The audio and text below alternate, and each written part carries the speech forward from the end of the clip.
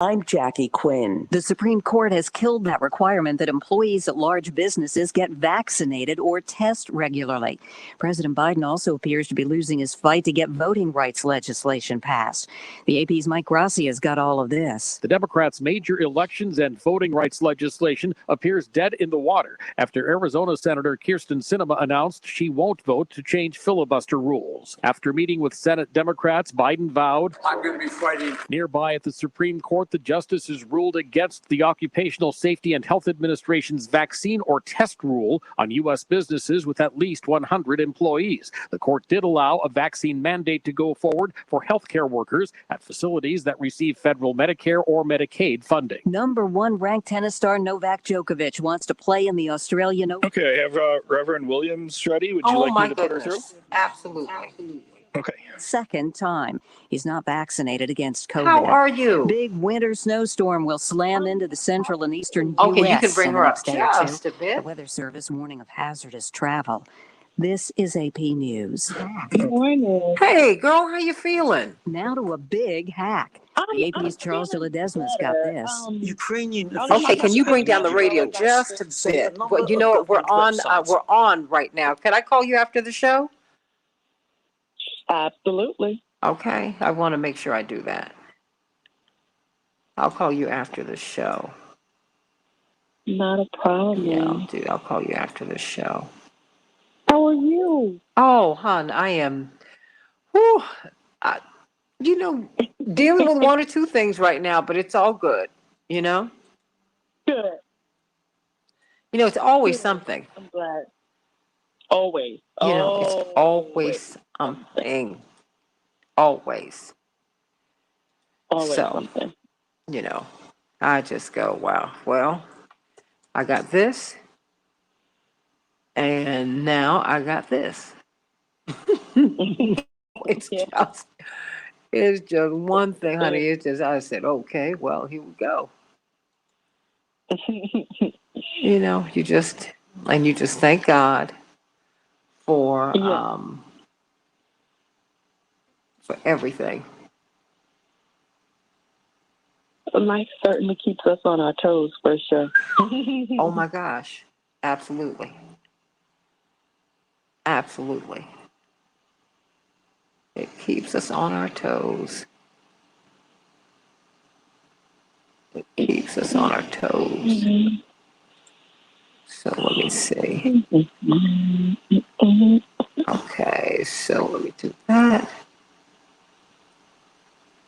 Okay, I'm just trying to. All right, everybody. Girl, you know, I have some of these kooky, crazy clothes. When you come back to Chicago, there are a couple of places I want to take you. I cannot wait. Oh. Absolutely. I just took one of my girlfriends who lives in Dubai to a place, because she's Muslim. But, you know, many people don't realize that Muslims dress, you know, they're hip, you know? Okay, we've got about a minute. They're extremely fashionable. Yeah, I mean, and she, you know, and that's really it, that she is fashionable. And so she's looking for, like, well, I need this, I need that. I said, okay, let me take you here, because they're modest and very fashionable, very fashion forward. And they're modest, you know, and I love that, because, you know, and people don't realize that as we get older. Okay, we've got about 30. Thank you. All this tight stuff makes you look old. You know what's up. Change the world, by the way. Yes, thank you so much, sweetie. You know it. Looking like a sausage, looking like the old chick in the club. You do not want to do that. Yes, I said it. Looking like a sausage. Okay, 5 seconds. Okay. We can change the world, change the world, change the world.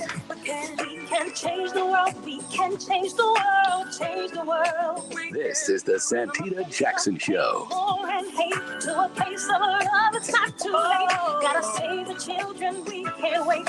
Let's change the world. Hey, everybody. Welcome to the Santita Jackson Show. TGIF. Thank heavens. Goodness, it's Friday. I am Santita Jackson. It's a joy to be with you today on, just before the King holiday. Why don't you go to rainbowpush.org, because we will be celebrating it virtually. Up until the pandemic, we had the largest Martin Luther King breakfast, the largest breakfast honoring him in the nation. But we're changing things around. Go to rainbowpush.org so that you can be a part of Monday's celebration. Everybody, it is Friday, January 14th, 2022. Friday, January 14th, 2022. I'm coming to you from WCPT, the nation's largest progressive talk radio station. Thank you, Lorraine. Well, have a great show. Sending you much love, you and Carol and Ann. WCPT 820, the nation's largest progressive talk radio station, and AM 950 radio, the voice of progressive Minnesota. And I want you, all of you, to please meet me on Facebook at the Santita Jackson and Friends page. Many of you are asking for my friendship on the Santita Jackson landing page. I can't accept anymore. In fact, they're kicking people off because you reach a limit. That's why I opened up the Santita Jackson and Friends page. So please go to Santita Jackson and Friends, and you can stream the show live, and that is where I am active, on the Santita Jackson and Friends page. You can meet me on Instagram, Santita Jackson IG, Santita Jackson IG, and you can also meet me on Twitter at Santita J. And I'm on LinkedIn. And oh my goodness, I'm getting on more and more platforms. It's very interesting out here in cyberspace, everybody. So please meet me there, and let us go to the Santita Jackson Show YouTube channel. I need you to like and subscribe, and get on over here and meet Andre and Linda and Dave and Mark. Hey, sweetie, from DC. That's right, my place, Howard University in the house. Gary Craig and Daryl out there in Columbus, Ohio. Everybody, like and share this broadcast. Shirley from beautiful Philadelphia, like and share. One of my godmothers is in Philadelphia. God bless her. Mary Mason, Carol Soskin. In fact, that was the first time I was on radio. I was like 6. And she was like the biggest woman in radio in Philadelphia. Tremendous woman. And I was with her for the weekend, and she got me up to do her show. And wow, who would have thought she would have foreshadowed all of this? Carol out there in Beverly Hills, and Angela. Oh, my goodness. And Lila, all of you, sending you much love today. Everybody, like and share. And please stream this show from my YouTube channel, The Santita Jackson Show. Let's get to some of these headlines. We've got a lot to talk about today. The mandates, this decision from the Supreme Court regarding vaccine mandates. We've also got to talk about Kyrsten Sinema and Joe Manchin really shutting down at least a yes vote on voting rights. And I think what we need to do, I think they need to have a vote. I really do. Okay, we might lose, but I think everyone needs to go on record on voting rights. What do you think? Call me at 773-763-9278. 773-763-9278. I just want to know where everybody stands on voting rights. Because see, after you've given your speeches, you have a vote. And at the end of the day, your vote will live forever. Chuck Schumer, don't let him get away with it. Have everybody cast a vote on voting rights so I can know exactly where you stand on whether I'm allowed to vote or not. In Chicago, we'll have a high of 35 degrees, snow showers. Minneapolis, St. Paul, 22 degrees and snow. The Dow closed down 176 points yesterday. The S&P closed down 67 points, and the NASDAQ closed down 381 points. In the NBA, the Grizzlies, they fell to the Timberwolves. The Timberwolves 116, the Grizzlies 108, and the Bulls will be facing off against the Warriors tonight. In hockey, the Chicago team was triumphant over the Canadiens 3-2. The Wild will be playing the Ducks tonight. Novak Djokovic might not be playing in the Australian Open. He has had his visa revoked. He, of course, is appealing the decision. We'll see what happens. The U.S. Supreme Court has blocked President Joe Biden's nationwide vaccine and testing mandate for large businesses, dealing a blow to one of the administration's largest attempts to use the powers of the federal government to mitigate the pandemic. We're going to be talking about that, everybody. The Justice Department has announced the first sedition charges related to the January 6th attack on the U.S. Capitol. The charges leveled against members of a far-right extremist group called the Oath Keepers raise the stakes of the year-long investigation. Sedition, everybody. So what do you think about that? Call me at 773-763-9278, 773-763 WCPT. Hong Kong is suspending inbound flights from more than 150 countries. City officials are still pursuing a zero COVID strategy. Indeed, Beijing is not accepting flights from the United States.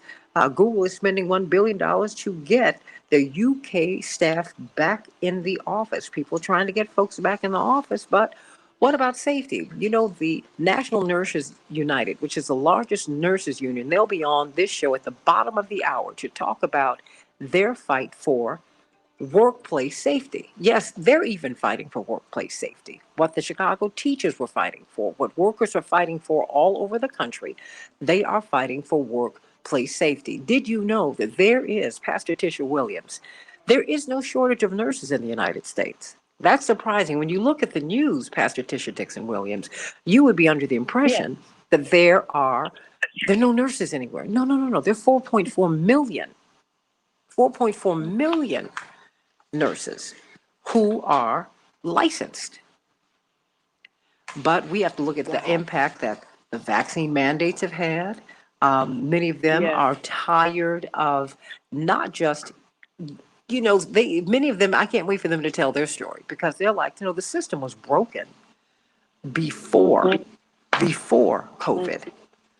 We were having troubles with, because, we had the University of Chicago nurses. They were going back and forth with the University of Chicago Hospital.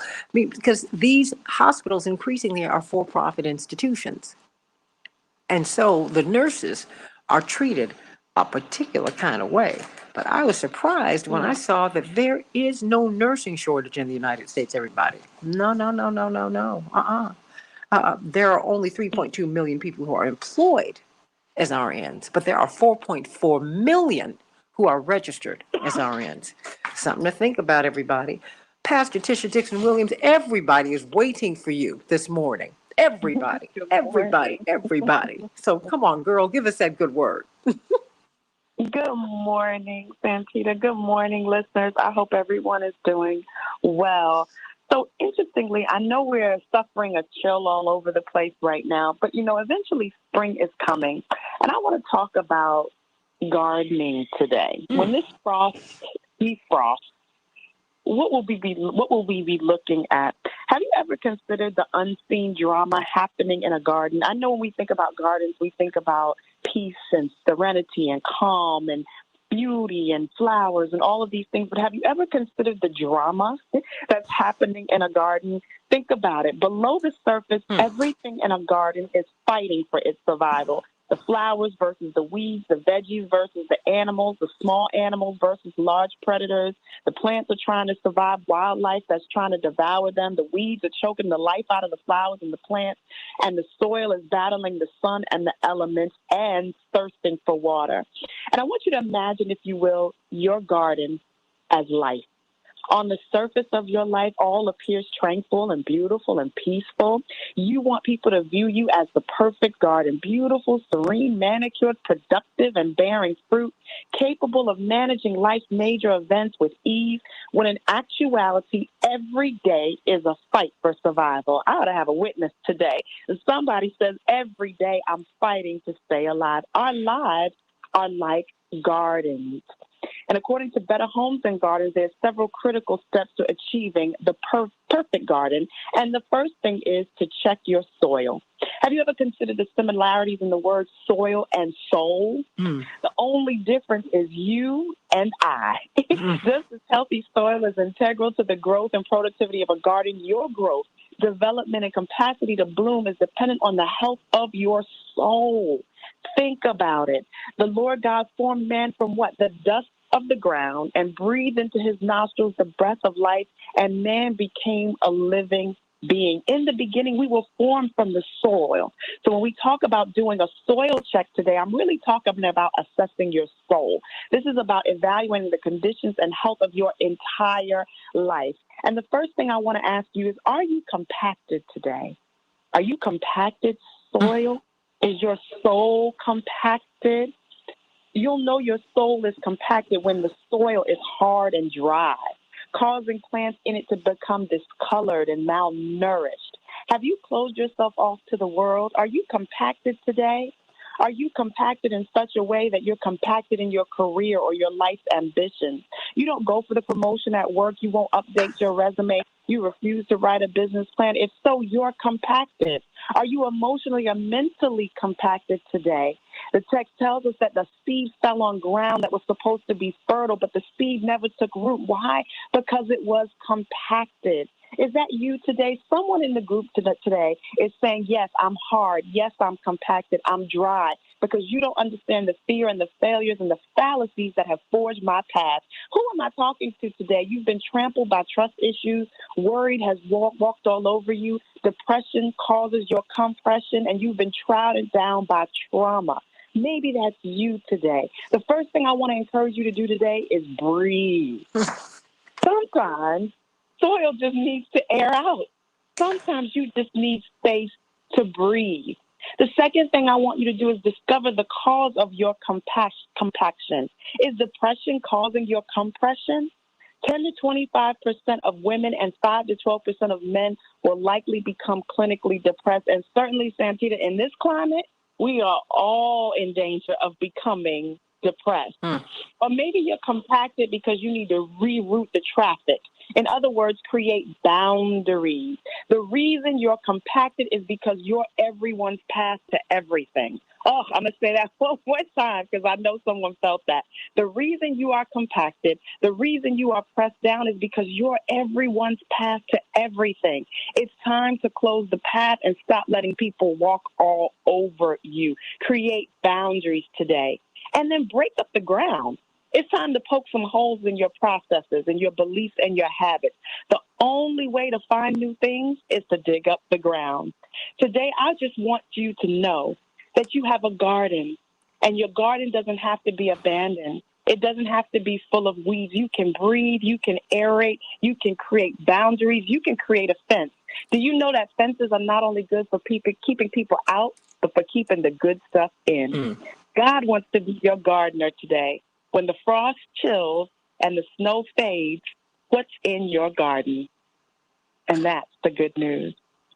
Amen. I needed that. Ooh, thank you for that. Thank you for that. Thank you for that. You know, I was talking to a friend of mine, and she said, she just mentioned very casually, she said, you've been traumatized by a lot. I said, no one really says that to me. She said, but when I hear you on the radio, one is in Chicago and a couple of them are not here.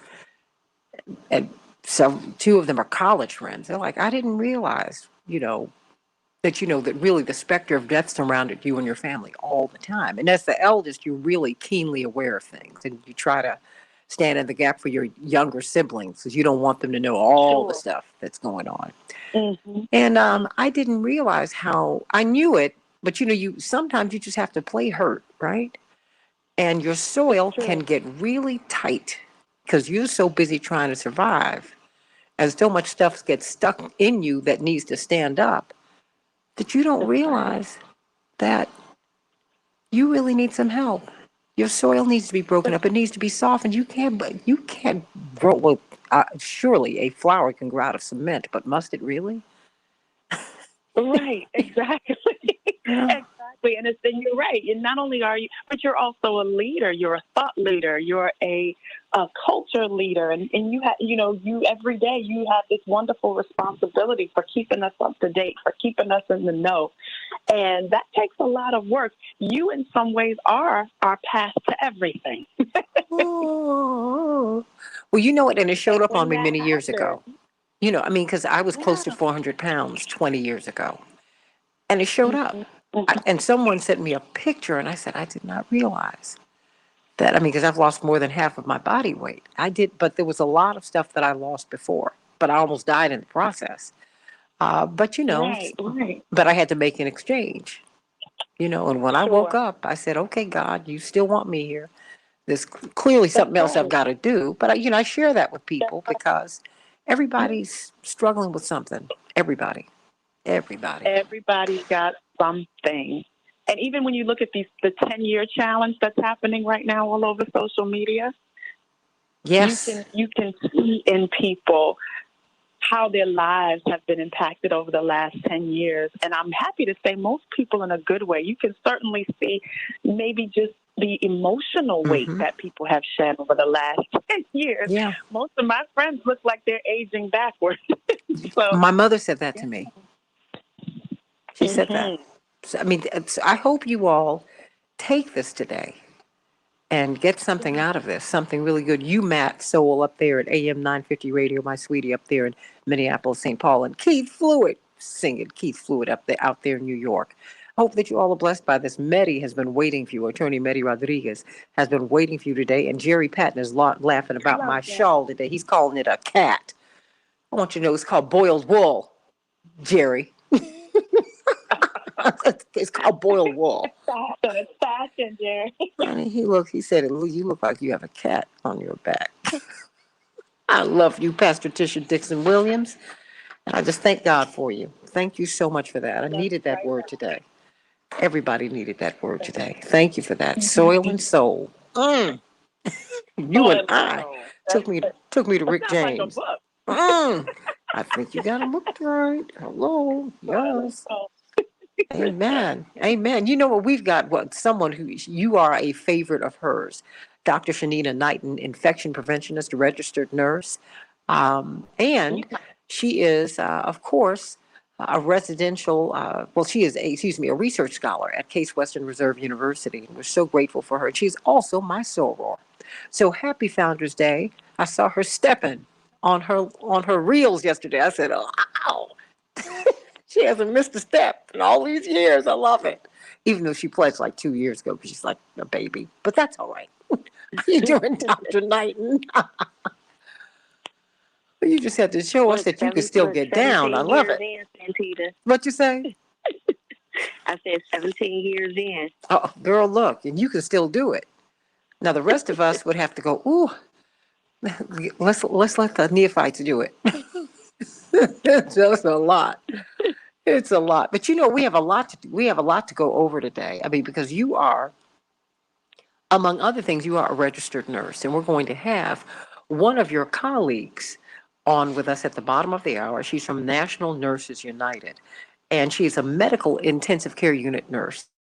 And many people don't realize she's here at Stroger Hospital. Many people don't realize that our nurses are also fighting for COVID safety. So as we're looking at the Supreme Court strike down President Biden's vaccine mandates for firms of 100 workers or more, he didn't say the same thing for healthcare workers. But the healthcare workers, the nurses in particular, are saying we do not have safe working environments. We are overworked. And we're overburdened. Many of us are under the impression, Dr. Knighton, that there's a nursing shortage. And actually there is not. As I was reading through these materials, there are 4.4 million registered nurses, but only 3.2 million who are employed by these hospitals. And the hospitals are for profit. This is a lot. And then it's shocking that in a hospital, in a healthcare setting, your colleagues are fighting for COVID safety protocols. Please speak to that, Dr. Knighton. I got about 3.5 minutes. So I just want to say, really, I'm a nurse. Wait a minute, Dr. Knighton, we couldn't hear you. I said there's always been a nursing shortage. So I just want to be specific in saying that we had issues even prior to COVID of where the staffing, the patient staff ratios were not where they needed to be. California is one of the only states that have mandated fair patient staff ratios for nurses. These have been issues that have been going on for years. And while many can look at the nursing workforce and look at the overall numbers, we also have to remember that a large portion of our workforce is retiring out. And with them retiring out, that means that we may not necessarily have enough nursing faculty to teach future generations. That also means that we may not have enough faculty that is in the hospitals to be able to provide those clinical experiences that are needed.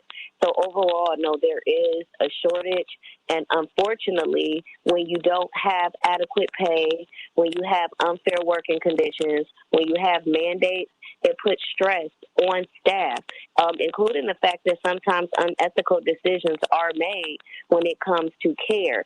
And a lot of nurses are feeling that right now, because you have to remember that there's still this hierarchy that exists between men and women in the United States. And with physicians, it is a more dominated male field compared to nursing.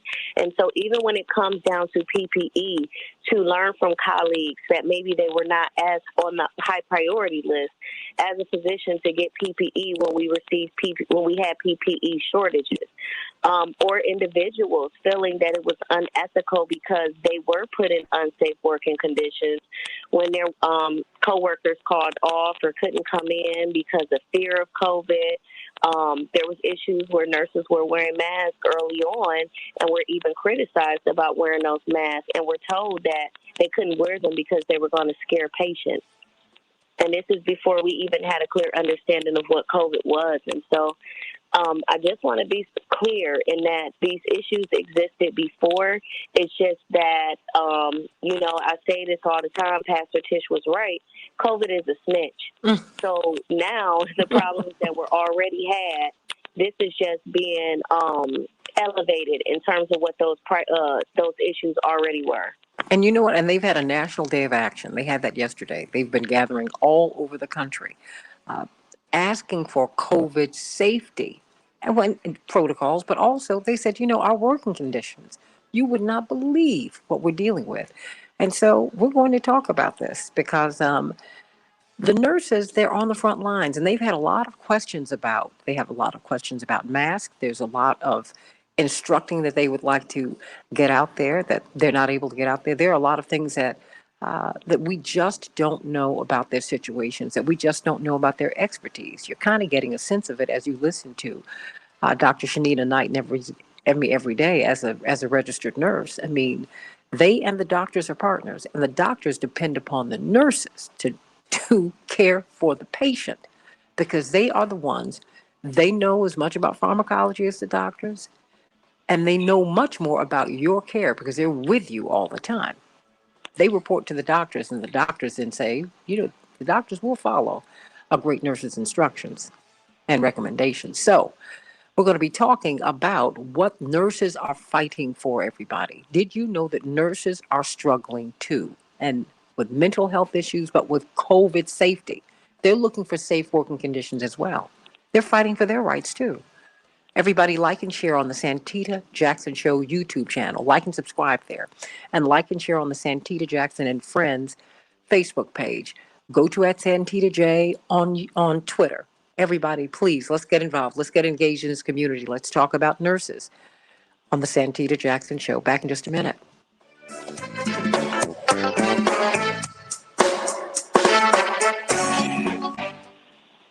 Thank you so much. Is the snitch still there? Pastor Tisha Dixon Williams. I'm so sorry. I'm so sorry. Look, she didn't tell a story. I'm telling you. Girl. Again, it's going to be interesting just to hear from the union rep, because one of the things, too, just as she mentioned, it's tough even working among people that are unethical that'll still come to work, right? And not even care about whether or not they're sick. And then you even have it, and this is something that was not even discussed early on in the pandemic, during it, is the fact that the break rooms and the dictation rooms were high transmitters of COVID. And safety precautions were not put in place for that to be fixed. And I'm talking about in healthcare. Yeah. We don't know that. We assume that everything is just hunky-dory with the nurses. It's not, but they had a vigil at the White told House yesterday. Yeah, but remember I was telling you about hospital-acquired COVID. People coming into the facility and getting COVID. Okay, have Nurse Dave on the line? To you before, remember I was telling you about how I've been pushing for House Bill 628 in the state of Ohio for mandatory patient hand hygiene education. That is to protect patients, but it's also to protect nursing staff. Without patients being educated on infection prevention and control, I've had plenty of patients that will come in that don't use cloth etiquette. They don't clean their hands. They're touching the same surfaces that I'm touching, which means that while I'm trying to take care of them and get them in a better condition, I'm putting myself at risk of being sick because they don't understand how to be more safe to keep me safe. This is the reality in healthcare. Well, I want you to meet this ICU nurse from Stroger Hospital here in Chicago. We are so grateful for her. And no, you may not have her in Ohio. She's ours. Thank you very much. Nurse Dave, I'm so glad that you're with us today. How are you? I'm good. Good morning. How are you? I'm doing well. I want to make sure that I'm pronouncing your name correctly. Falguni Dave. Correct. Okay, where are you from? I love the name. I'm Indian by heritage. Well, by heritage. Look. Yeah.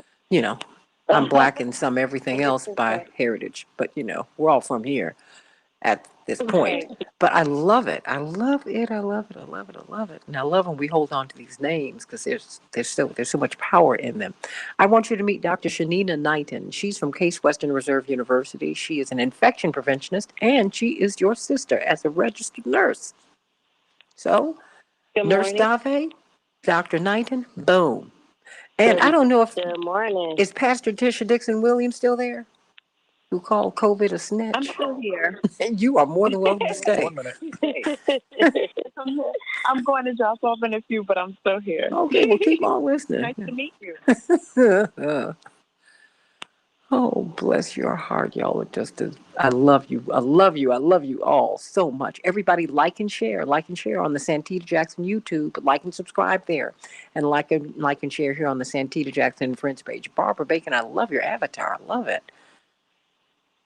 Hello, and L. Stanley Davis. Hey, sweetie. Dave 30 Dowling. seconds. Gloria. Oh, you really moved Gloria today, Pastor Tisha Dixon Williams. She said her balcony, pot gardens are fighting for survival. Hannah from South Carolina.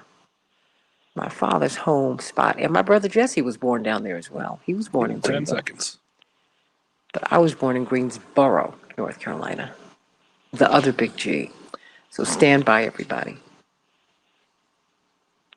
We can change the world, change the world, change the world. We can change the world, we can change the world, change the world. This is the Santita Jackson Show. War and hate to a place of love, it's not too late. Gotta save the children, we can't wait. Let's change the world. I am breathing. Hey, everybody. Welcome to the Santita Jackson Show, WCPT 820, the nation's largest progressive talk radio station. 773-763-9278, 773-763-9278. We want to talk with you about what nurses are fighting for. They are fighting for safe working conditions, too. National Nurses United, the largest nursing union in the country. They have had days of action. Indeed, they had a vigil at the White House last night calling for worker safety. And the system, well, as Pastor Tisha Dixon Williams has said to us, we just got a wonderful word from her. She said, COVID is a snitch. COVID has just pulled back the covers on a lot of stuff that has not been right. So I'm looking at you, LaQueen, up there in Boston. Girl, go on and like and share. Thank you so much for joining us with being part of the family here. And Laura Bell and so many of you. I'm so glad that you all are here with us today. Everybody go to the Santita Jackson Show YouTube channel. Look at us from there, like and subscribe, and the Santita Jackson and Friends Facebook page. Joining Dr. Shanina Knighton, infection preventionist from Case Western Reserve University and registered nurse.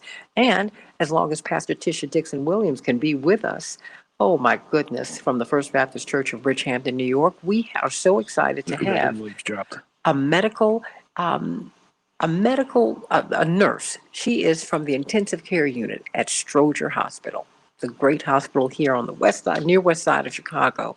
And we're so excited to have Falguni Dave. She is part of National Nurses United, and I want you to explain to us, what are you fighting for? I mean, hundreds of you gathered at the White House last night, and you're decrying an unacceptable, as you call it, pandemic response. I mean, you held a National Day of Action yesterday, and you are demanding that employers and at the Biden administration protect registered nurses and healthcare workers. What's going on? What are we missing? So, good morning. Thank you for having me. We're that our employers protect us in the workplace. Basically, COVID pandemic has turned out to bring out the worst in our working conditions, unfortunately. And we need to make sure that we have, first and foremost, safe staffing, which means that we have, staffing ratios here in Illinois to make sure to protect nurses in our working environment so that we can safely work with our patients. And we're not forced to take on 3 ICU patients because staffing is so short that, the hospital doesn't care. Currently, our hospital here, Soldier Hospital, has 345 open vacant positions that they haven't really tried filling. And, nurses have left and no positions have been posted as they're leaving to fill those positions. And COVID has just made that shortage even worse because the hospitals, and it's not just Stroger, it's all hospitals, they just don't want to fill the positions because, they're forcing nurses to work under conditions that are not safe for the nurses or the patients for that matter. Because if you're taking on 3 ICU patients, for example, which we had a couple weeks ago, overnight nurses had to take on 3 ICU patients at my ICU. It's not safe. It's not safe for the nurse. It's not safe for the patients. Can you imagine if your loved one was taken care of by an ICU nurse who had 2 other patients when he or she should generally only have 1 ICU patient because they're so critically ill? Where are the nurses? I mean, are not enough nurses being trained? Are they not being hired? Are they leaving? Have the mandates impact staffing? So nurses have been around and they are still around. Unfortunately, due to the way management and the hospital systems treat nurses, a lot of them have decided to leave the bedside nursing, which is the largest need where, nurses need to be at bedside because of what's going on currently. But overall, they've been burnt out by their employers because of the way they've been treated, of the way they've been forced to work, of the way, that hospitals pretty much created this the shortage of nurses. The nurses are out there and they're willing to work, but under the right conditions. Call me at 773-763-9278, 773-763-WCPT. Did you know that nurses are out here fighting for safe working conditions? I mean, this is all very surprising. We're talking with Falguni Dave. She is an ICU nurse here in Chicago at Stroger Hospital, but she is also from National Nurses United, which is the largest nursing union in the United States. Of course, we've got Dr. Shanina Knighton with us, registered nurse, scholar from research scholar from Case Western Reserve University, infection preventionist. What are some of the things that you're seeing that have that just collectively made the union say, we've got to have a day of action. We've got to move. We've got to move now. What's going on? What might surprise us as lay people? So, this is not the first time we've had a National Day of Action. This is something that occurs yearly. And we go out there and make our point that nurses need safe patient to nurse ratio to improve our staffing, to improve our working conditions. Unfortunately, COVID for the past 3 years has, pretty much crippled the frontline healthcare workers, especially bedside nurses. They were already overwhelmed and working under stressful conditions to begin with, and COVID had made us sick to a point where some of us have been disabled. We can't return to the bedside.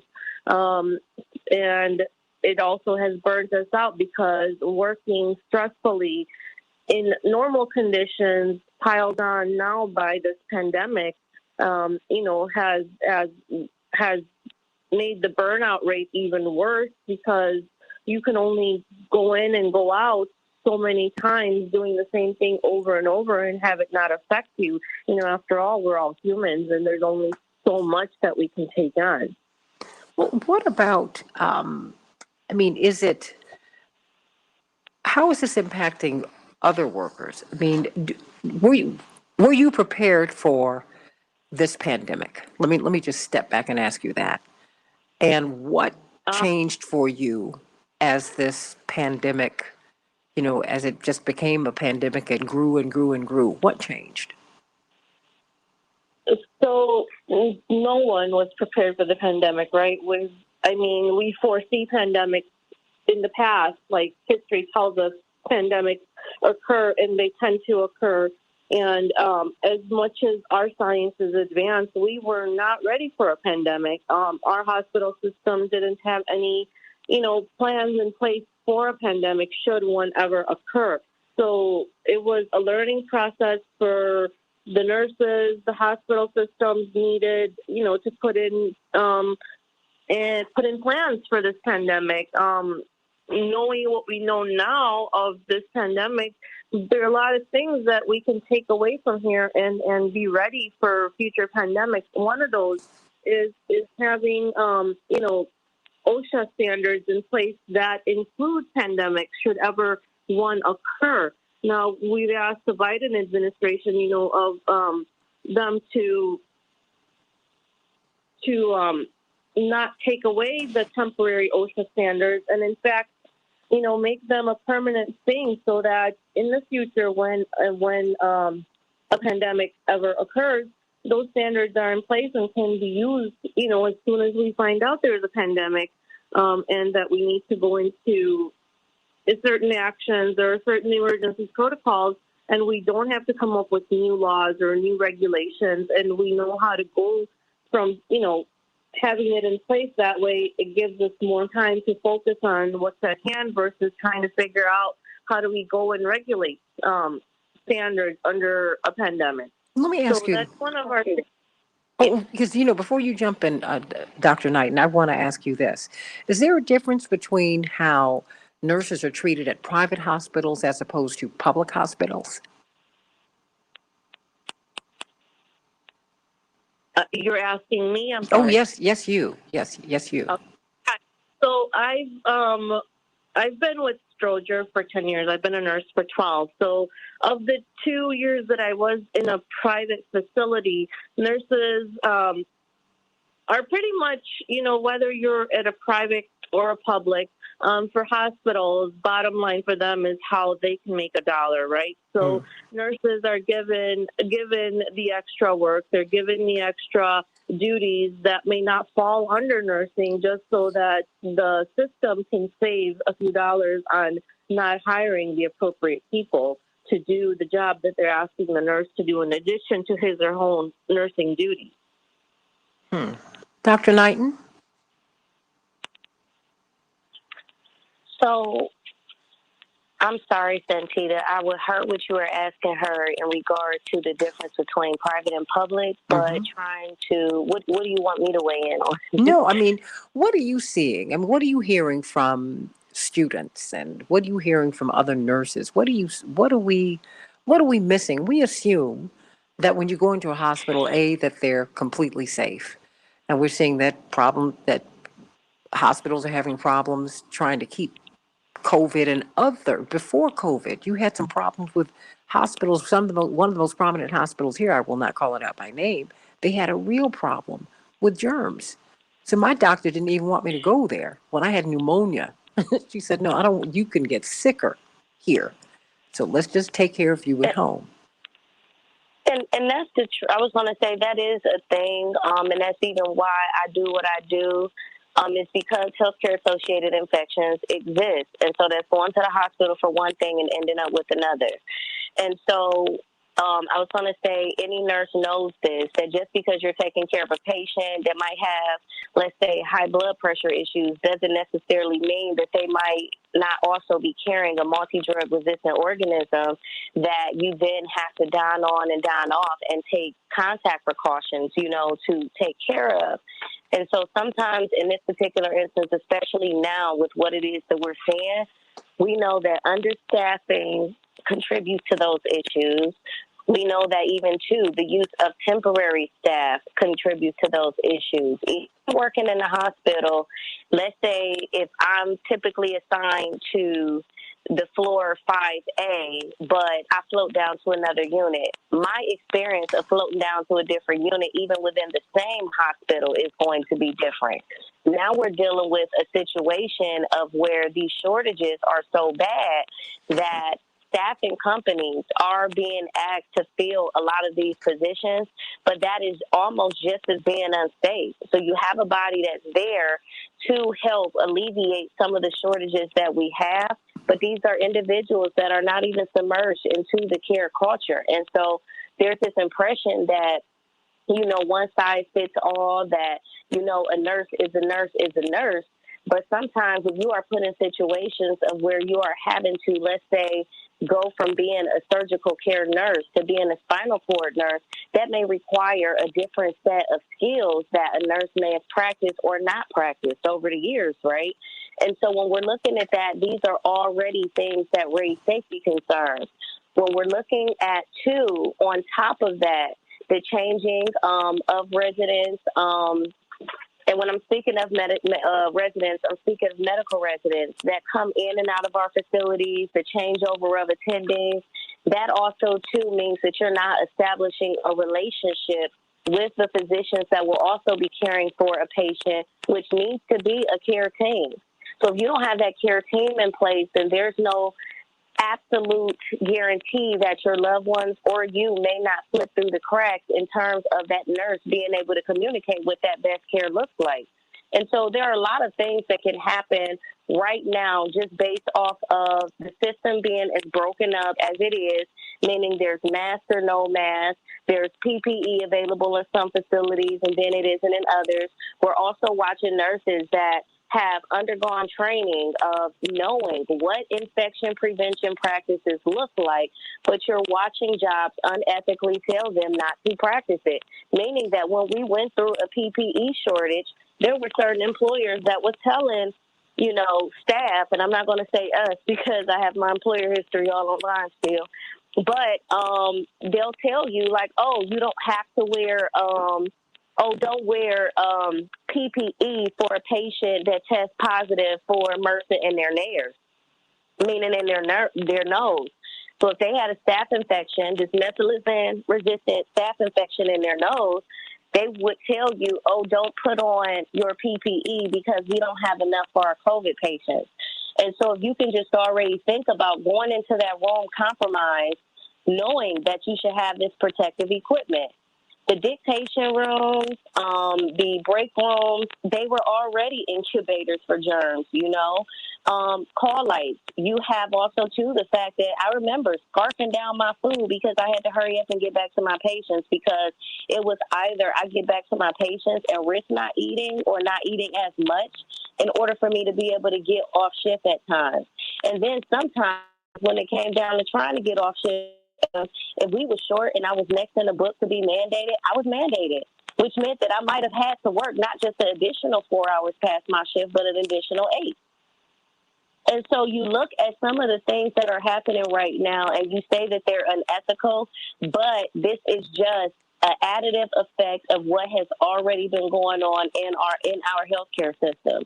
And you still, on top of those issues, have to add that there's still been a lack of fairness that even happens at times within the profession where we're not just talking about what the admin systems or the hospital systems are putting, on nurses in terms of the stress, but you're even talking about those inner relationships as well, of when things are not always fair, they're not always equitable, and they're not always just.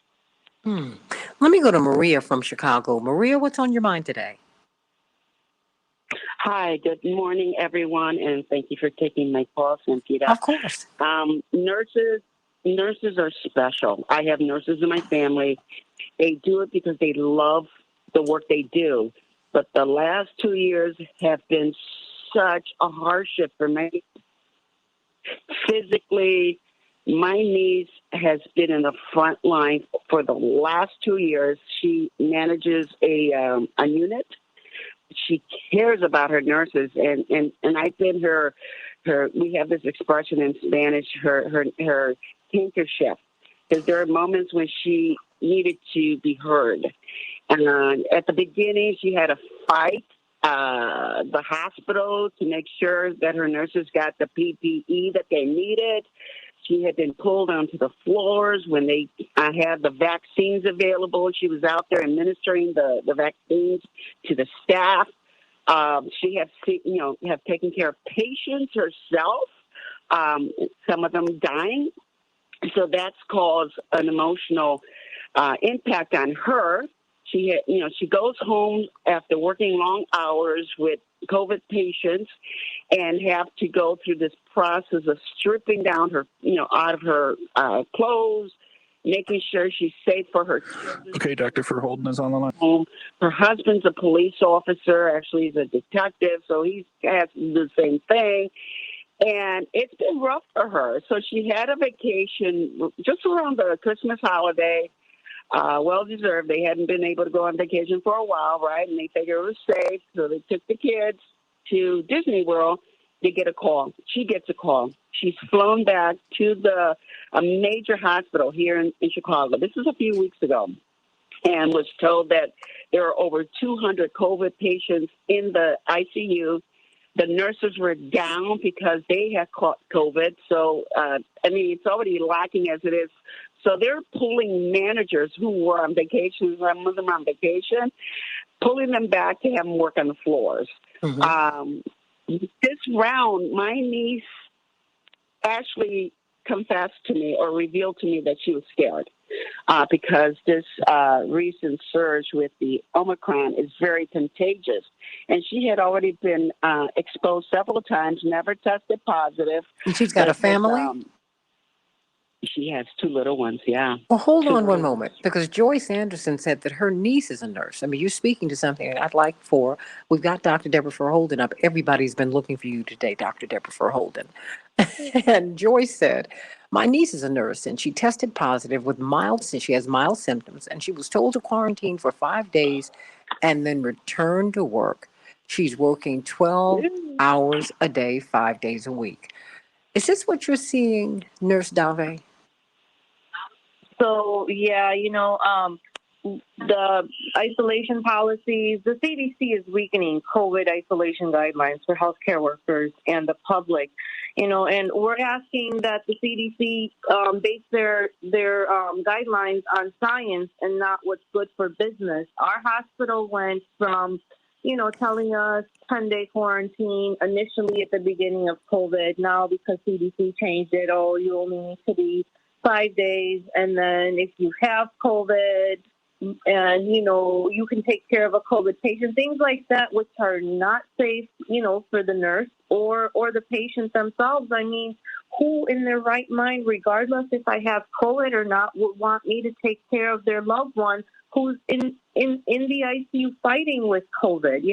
This may aggravate my COVID symptoms to get worse, or I may make my patients even sicker than they already are, which is it's unthinkable. And the fact that they, literally put profit over patients is just mind-boggling to me.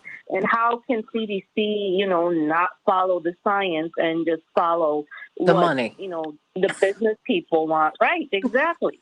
I mean, it's just, Dr. Deborah Verholden, you've been listening, And the last 3 minutes, they belong to you because you deal in policy. You're an epidemiologist, you're Associate Dean of Public Health at Michigan State University School of Medicine, but you also work with our elected officials. You work with the governor of Michigan. You work with the mayor of Flint. You work with people all over the country and indeed all over the world. We're talking with National Nurses United representative Falguni Dave, who is an ICU nurse here in Chicago, about, just something as simple. It's not simple. The CDC's directives, lessening quarantine time. It just seems like money's driving this. And I thought mitigation was supposed to be driving this, Dr. Verholden. Yeah, I think you hit the nail on the head. It doesn't jive with the science. It doesn't make sense. We literally one day, it was 10 days. And it was actually 10 days after a positive test result or 14 days after you were exposed. And then just like that, 5 days. It makes absolutely no sense. And it also doesn't jive with how long people oftentimes will be either feel sick or have symptoms, but more importantly, with how long people are shedding virus. So it doesn't make good sense.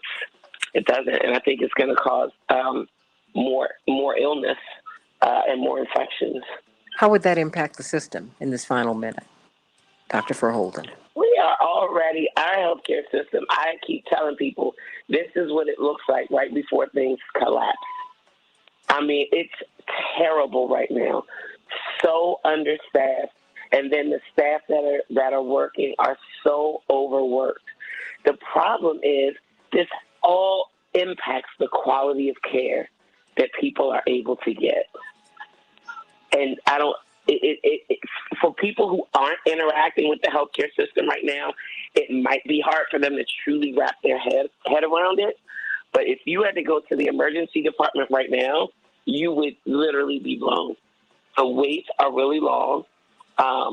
Oftentimes the staff are very short with people because they're just literally stretched all the way to the limit. And for many people, they're stretched beyond their limit.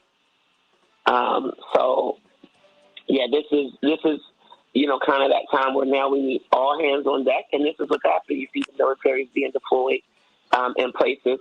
Our city has asked for National Guard support and intervention. Yeah, I mean, this is just the time. And and what this is showing up is that structurally the system needs to be reformed. The system's not working. If you can't take a hit, as my grandma Gert Helen used to say, if you can't take it, you can't make it. If you can't take a hit, that means that you are weak, which means you need to get strong. The system is not working, and you have got these nurses on the front line, like Falguni Dave at Stroger Hospital in the ICU, and she's not coming out against the hospital. What she's trying to do, what she and National Nurses United are trying to do, is make the system safe for everybody in it. Will you come back to the show, Nurse Dave? Sure, no problem. Because I want you, because you represent beautifully. And so let's just continue to have this conversation, because now we see that the vaccine mandate, at least in part, except for healthcare professionals, was struck down in the Supreme Court yesterday. What does that mean? And then what does it mean, everybody? Build Back Better is gone, and now Sinema and Manchin has said there's no way that we're going to carve out the filibuster so that you can get voting rights through. Should they just have a vote anyway? You let me know. 773-763-9278. Back in with just a few minutes with the Santita Jackson Show.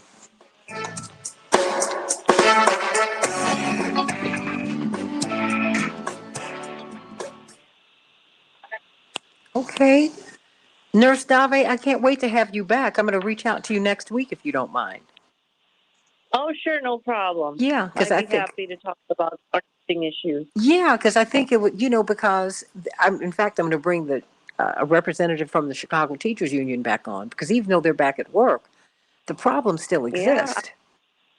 Yep, it does. And I was on their conference as well, press conference that they had a couple of weeks ago about sending students not back to school yet because you're going to make them sick. And we're seeing it. Yes, we are. We're seeing it. know. Nurse Dave, thank you so much for being with us. Thank you for having me. God bless you. We'll talk with you next week.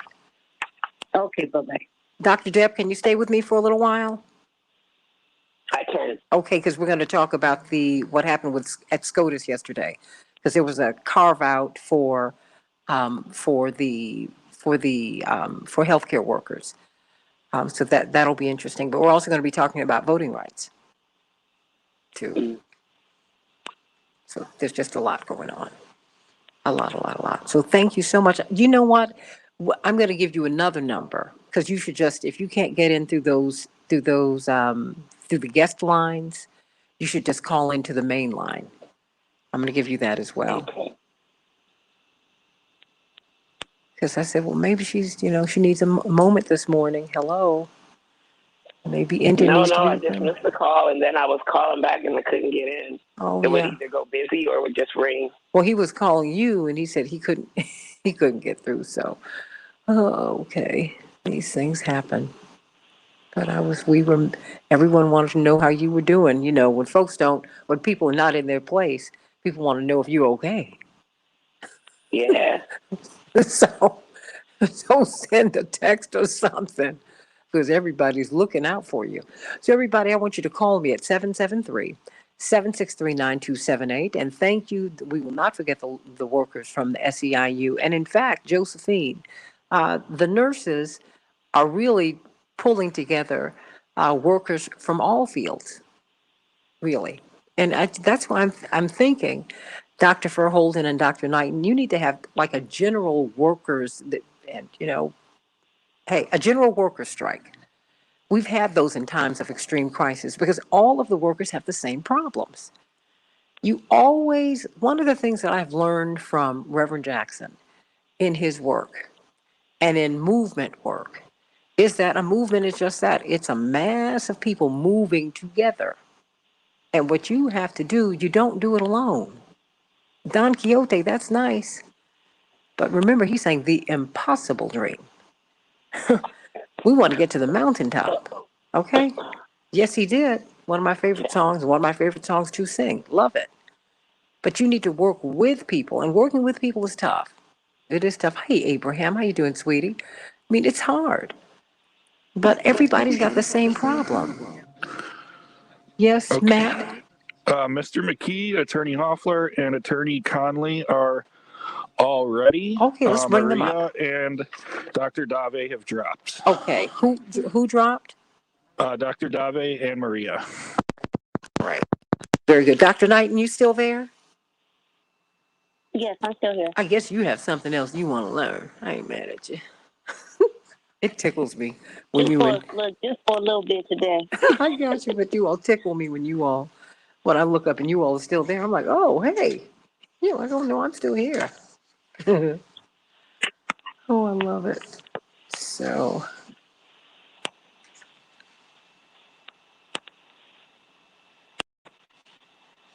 Okay. Let's go to this.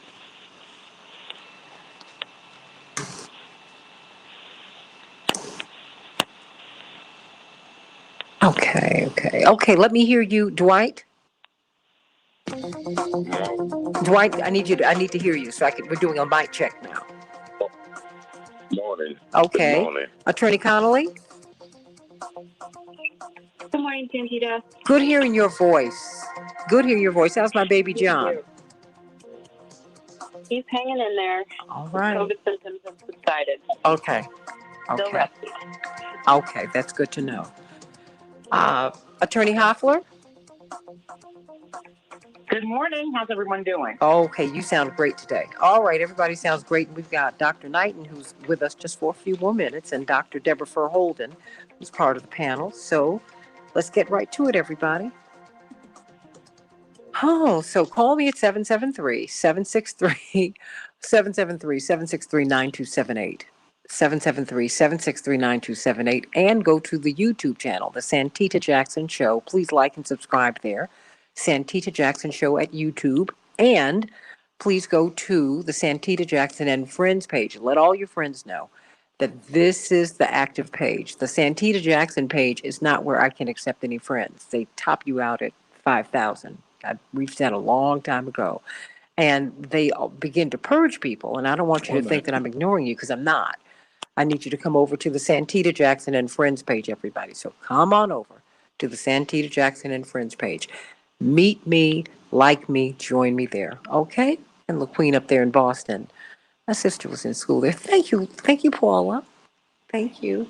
You know, there's a purse that matches this, girl. You know, I felt that you can't really put anything in it. So don't even get excited. And I carry a lot in my purse. And I can't. 30 seconds.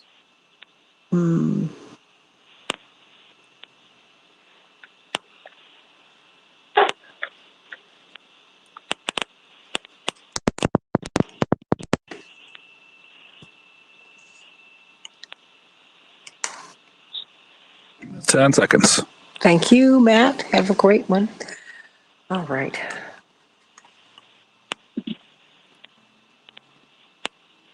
We can change the world, change the world, change the world.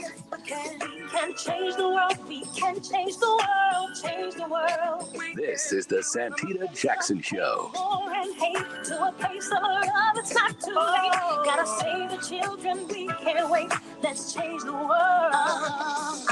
Hey, everybody. Welcome to the Santita Jackson Show. WCPT 820, the nation's largest progressive talk radio station, and AM 950 radio, the voice of progressive Minnesota, sending love to everybody all throughout the country. And I want you to meet me over on my Facebook page, the Santita Jackson and Friends page. We're streaming live.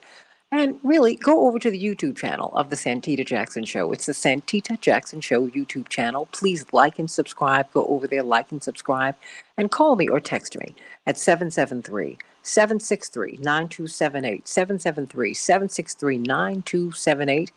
Let's talk about these mandates, everybody. Let's talk about what the Supreme Court decided yesterday. Let's talk about voting rights.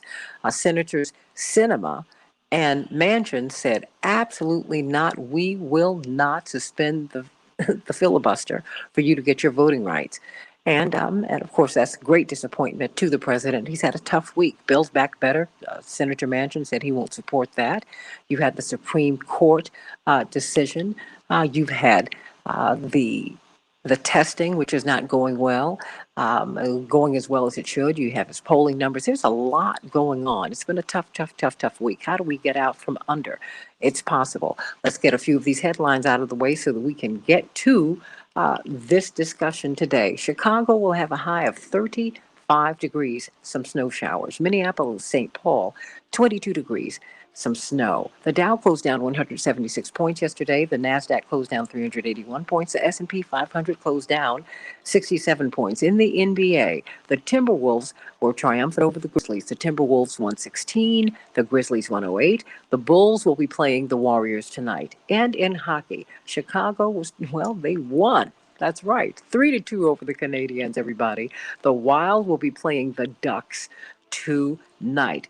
Australia's immigration minister has once again canceled the number one tennis star in the world, Novak Djokovic's visa, staying in strict adherence to national pandemic guidelines, all but ensuring that he will not participate in the first Grand Slam of the calendar year, the Australian Open. He would be setting a record there if he won it.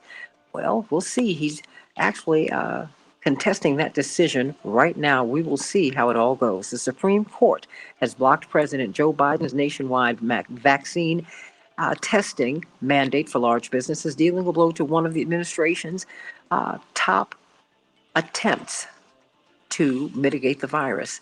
The court determined that the Occupational Safety and Safety Administration, OSHA, as we all know it, through which the mandate was enacted, has the power to protect against workplace harm, but not regulate public health safety more broadly.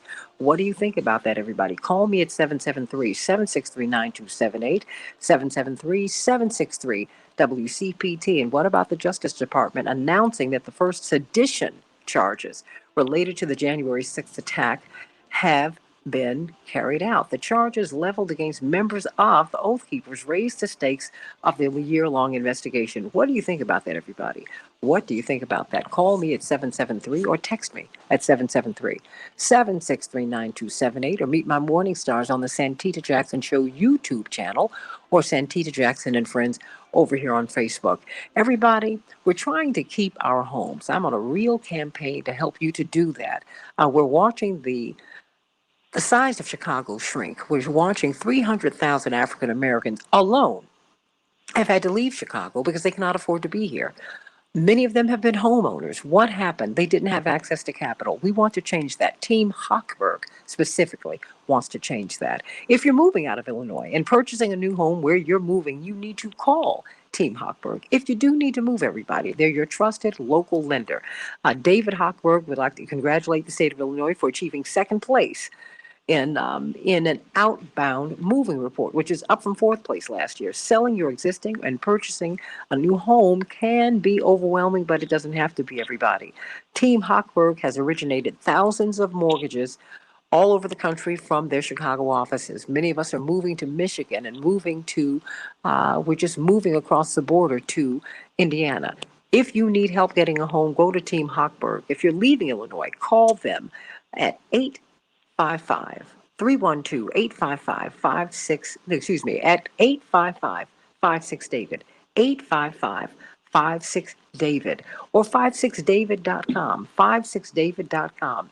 If you do not have good credit, if you need to fix your credit, if you need to build your credit, Team Hochberg, they are the people you need to call. If you've had some financial problems, if you need to refinance your home and you don't have access to capital, call Team Hochberg. They will find a way for you to get that money. That is what's pushed so many African Americans in particular out of Chicago. We couldn't get refinanced. He knows a way to help you to get money to save your home, everybody. Call him at 855-56-DAVID, 855-56-DAVID, or 56david.com. Wow. One of the toughest weeks that the president has had. It's only been a year that he's been in office, but boy, it's been a bumpy ride for President Joe Biden. I mean, this week, Build Back Better, it started off at $16 trillion, then it was whittled down to $6 trillion, into $3.5 trillion. Then, working with Joe Manchin and the corporate Democrats, it was moved to $1.75 trillion. This week, Senator Manchin said, I'm not going to support that. Okay. So now we're trying to get these testing kits out. We're having a tough time doing that. We're watching President Biden's polling numbers continue to fall. That's tough. And now we're also looking at the Supreme Court. The Supreme Court said the vaccine mandates, by and large, will not work. So he's had a tough week. So I want to find out. And then to top off, the cherry on top of this messy Sunday, if you will, Kyrsten Sinema goes on the floor of the Senate to say, I am not going to support the suspending of the filibuster for voting rights. I support voting rights, but I don't support that. Wow. And you do know that the filibuster is a creation of the Jim Crow era to empower Jim Crow politics. That's all it's been. It really helped Southern senators hold on to power and to keep segregation going. That's all. It is not encoded in our founding documents that the filibuster is sacrosanct. It's not. So let's talk about this, everybody. There is so much going on. I don't even know where to begin. But we have got Attorney Erin Connolly. We're so glad you are back with us today. Bless your heart. In fact, she has worked with Kyrsten Sinema. I cannot wait to find out what you know, because I mean, she is not the person you worked with years ago. Of course, attorney C.K. Hoffler, Legal Q&A with C.K. you can hear right here on this show every Wednesday at 7 o'clock. She also has her own show on WAOK in Atlanta at 11 a.m. Eastern Standard Time, 10 o'clock Central Standard Time on WAOK in Atlanta. Dwight McKee, brilliant social scientist. He can help us to see a lot of the social issues that are moving the needle on all the politics that we're finding ourselves in. And Dr. Deborah Verholden, thankfully, is staying over with us to talk about, just all of these issues. Let's start with what happened with the Supreme Court yesterday, C.K. Hoffler. What happened? What happened? President Biden said, okay, we're going to mandate vaccines for large businesses. The Supreme Court not only said not so fast, they said absolutely not. Now, for healthcare workers, yes. But for private businesses, no. What happened yesterday? Well, it was a devastating blow, I think, for the Biden administration, without a question. And I think, whether you are in favor of vaccinations or not, there is some credence that has to be given to trying to, in a workplace, ensure safety. And in this case, it was, federal workers and for large businesses. So I think that this was a crushing blow to the Biden administration. They are not giving up. I frankly expected the U.S. Supreme Court to rule in this way because we have a very conservative court that is not going to just, when it comes to policy issues, and this administration is not disposed to supporting this administration. And I believe the Supreme Court felt that it was going too far. But the Biden administration is not going to give up. There are other things I'm led to believe that they are going to do to try to encourage greater compliance with the vaccination mandates that they want to impose in the workplace. I think OSHA, the Supreme Court felt that was going too far because they were saying that OSHA does not mandate or dictate or should not be determining healthcare policy. So while it was a crushing blow, there's probably going to be another case that will escalate up to the U.S. Supreme Court from the Biden administration that will try to fix whatever the Supreme Court felt was broken. That's my assessment. Okay, well, I mean, that's something to think about. How do you think this is going to affect the workplace, Dr. Verholden? I mean, because you see healthcare workers are just, they're concerned and they're confused about what the CDC has been saying. I mean, who do you listen to, Dr. Verholden?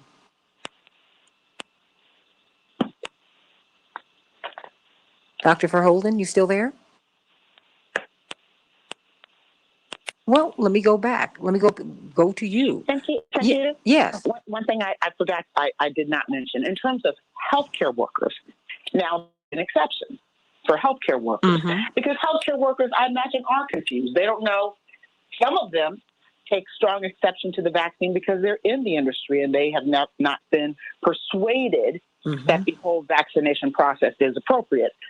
So as it relates to health care workers, however, the U.S. Supreme Court is going to allow that to go forward. So, I do want to, I didn't draw that distinction when I made my comments earlier. So I think it is confusing for healthcare workers, and it's going to be confusing for healthcare workers, but I think they're going to have to make a determination and maybe decide if they want to remain in those jobs at this time. And that is very unfortunate. But it's very confusing. It's just very confusing. Dr. Verholden, are you still there? Yeah, sorry, I had the mute button and couldn't find the phone. No worries. This is all very confusing because the CDC still have their guidelines, and now you've got the Supreme Court has weighed in. Whom do you listen to? I mean, because now we're seeing from the chat line that workers are still being asked to come, healthcare workers are still being asked to come back to work if they're asymptomatic and feel okay. If you're asymptomatic, as you've told us, you're still shedding virus. What do you make of all of this? Yeah, well, these decisions are clearly not based in science. They don't line up with the nature of how this virus spreads. It's an economic decision, and it's unfortunate because and I hate to even say this, but before this, a lot of places in the health sector, they just weren't even testing people. They just weren't even testing people. And so people would be working with COVID. Part of me is curious if 5 days might get us more than we were getting before. A lot of people were just expected to come to work, period. But it's not science-based, and it's gonna put more people in harm's way. But Dr. Verholden, we were supposed to be, if you tested positive, you were supposed to stay away until you tested negative, until you were not shedding virus, until you did not have COVID anymore. How is it okay now for asymptomatic people to go back to work as long as you feel okay? Well, that's also not how that's getting interpreted. People are literally, the employers are telling people, come back in 5 days.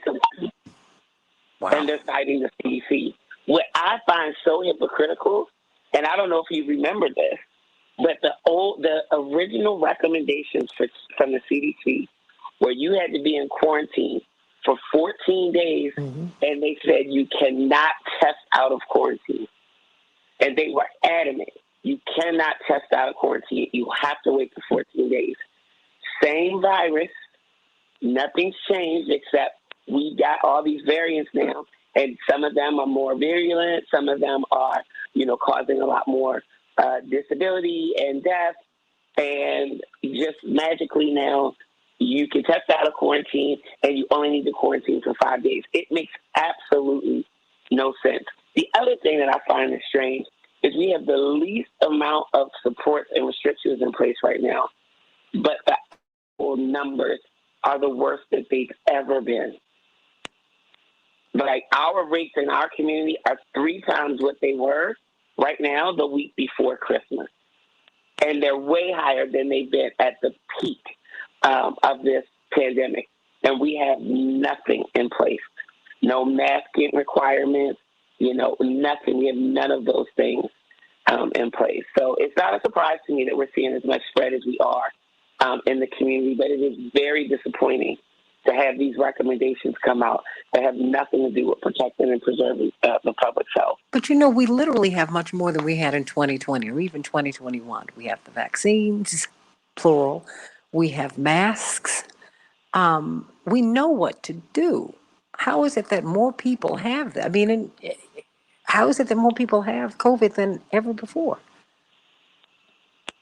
Yeah, because we don't have any of the protections in place. And I realize people cannot shelter in place forever, right? I realize that.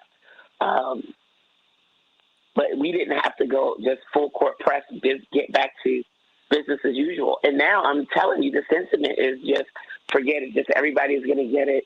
We'll just, get vaccinated so you won't get too sick, and let's move on. That's where we are right now.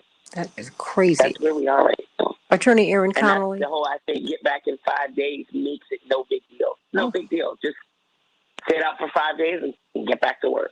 Look, I have friends who are physicians, and they're horrified. they're horrified by this. Attorney Erin Connolly, you've been quite transparent about coping with, life-threatening issues. What do you make of what we heard from the Supreme Court yesterday? So currently I actually have COVID. My son caught it at school. He's fine. I have a lot of pre-existing conditions and have had the worst symptoms in the house. How are you feeling? Guess, even though we're vaccine boosted. Today, so you're vaxxed and boosted. Is working. And you vaxxed and boosted, eat healthy, do the infrared sauna, take my vitamins. I'm immune compromised with chronic illness, 3 different ones. So I'm one of those expendables that the CDC was talking about with comorbidities, right? So I have to be extra careful. I've been open about that on your show, and thank you for allowing us to discuss this, because there's a huge disability community that is frankly terrified. And if you're not privileged enough to be vaccine boosted and have some of the mitigation techniques that I have to stay extra healthy, you're at more of a risk. And especially folks that are on immune compromising drugs, if you've had transplants, if you're on dialysis, we've seen folks that have kidney disease and need dialysis have suffered more deaths in this pandemic than anyone, and nobody seems to care. So there's this sense of dread in that community, especially in the healthcare advocacy portion of it, that feels kind of left behind with these kind of statements from policymakers that basically say what you just said, that we're all going to get it and, good luck, right? Again, we're very lucky, but some of these mitigation practices we aren't prepared for. As Dr. Furholden has said, we have not been preparing for another wave. We should have more tests available. And this Supreme Court ruling, to be honest, should be a relief to the Biden administration, because there's not enough tests right now for them to put this mandate into place and expect employers to fulfill their obligations under the law. 10 million tests for healthcare workers is doable. 80 million, on a regular basis is not, right? If you're testing not only your unvaccinated people, but also your vaccinated folks, as we see these pockets and hotspots throughout the country. So really, the overreach that the Supreme Court was worried about, the Biden administration could not guarantee enough tests to satisfy that. So we're in a real crisis here, and we see schools in Chicago, we see schools throughout the country trying to come to terms with what's best for kids. Our family caught it at school in a very safe school district. We're just very lucky that we can continue our learning online. There is already something in place for kids that are sick or kids that are quarantined, so they don't lose that momentum. But we're not prepared. We're not prepared for this, and we should be, and that's the frustrating part. And I think, as organizers are launching petitions in Illinois and many parts of the country this week for the midterm elections, we're going to have some tough conversations ahead of us if we can't pass voting rights on our watch. Well, we're going to go right into that. But let me ask you before we go to break, Dwight, I've got a couple of minutes here. Are you surprised by the Supreme Court decision yesterday with respect to mandates? No, it's predictable. We already talked about that. Is that what you're dealing with the disposable people whose our main objective is to keep business going. The business of America is not people. The business of America is business. Mm-hmm. And so if it takes us to put our lives on the line to keep this economy going, then so be it. It's very predictable if you understand how society works and how the economy works.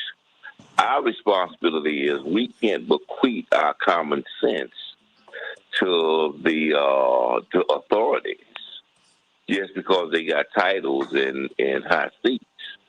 We have to study for ourselves, study to show ourselves approved under God, a worker who needs to not be ashamed, because ultimately it's going to be upon us to protect ourselves and our family.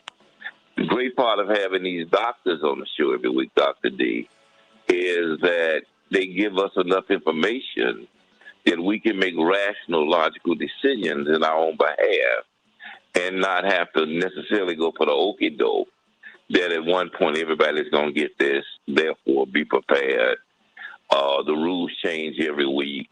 The logic changes every week. And whatever's convenient for the administration or convenient for the corporatists to impose upon us for their own profit margins have to be challenged at every step of the way. Because for them it's profit, but for us, many of us, is life or death. Coming up, let's talk about voting rights. Senator Sinema put one on the administration. She went on the floor yesterday and said that she absolutely will not support suspending the filibuster to get voting rights passed. And Senator Manchin agreed with her. So what do you think? Should this go to a vote just so that you can have on record who supports voting rights and who does not? Or should the Democrats say, well, we don't have the vote, so we can't vote on it? No. I'm going to tell you right now, they need to put it to a vote. Put it to a vote. Don't let it be one of these gargantuan voice votes. One by one, let every senator weigh in on where they stand on voting rights. That needs to happen right now. I don't care whether they have the votes or not. I really don't. We're going to have to fight for our votes anyway. We're going to have to fight for voting rights. We have to do that. But you need to know where these senators stand for your own information. You need to know that those who support your right to vote and who will protect it, you need to know who they are.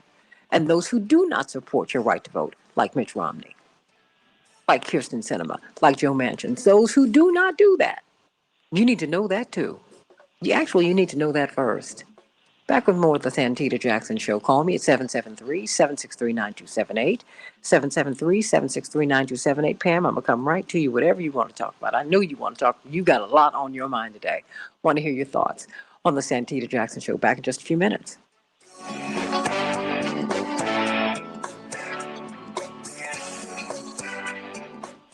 Oh, Paula thinks that you sound like Barry White, Dwight.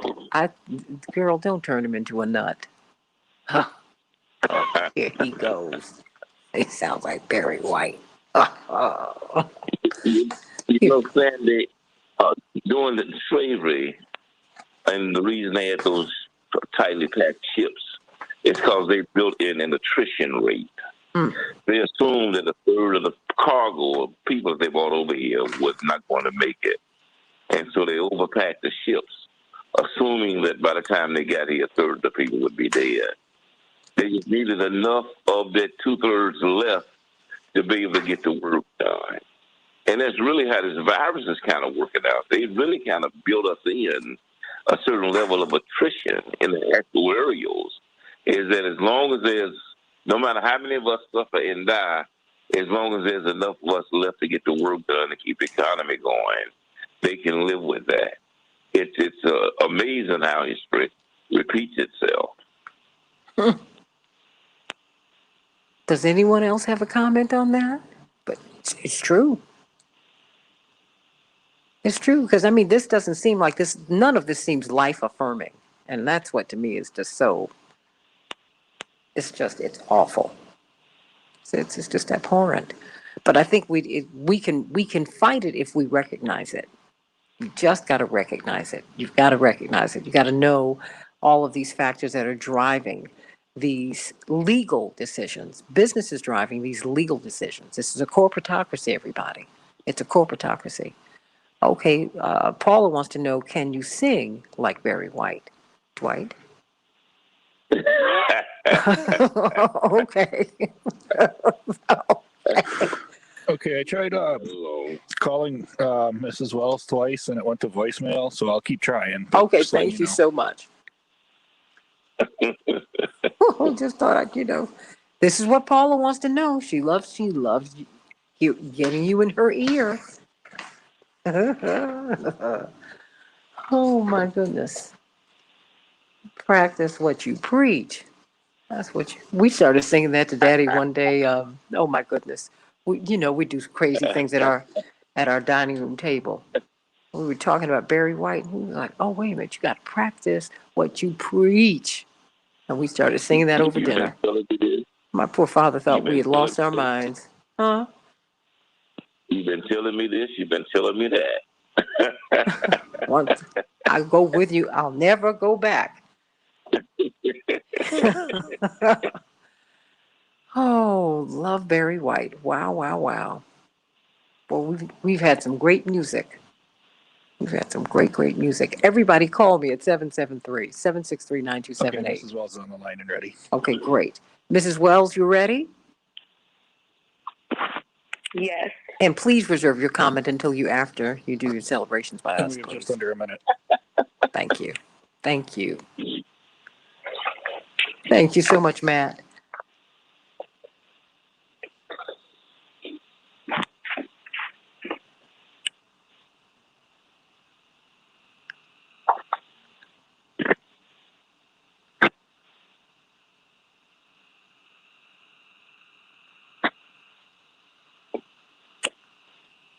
Okay, 30 seconds.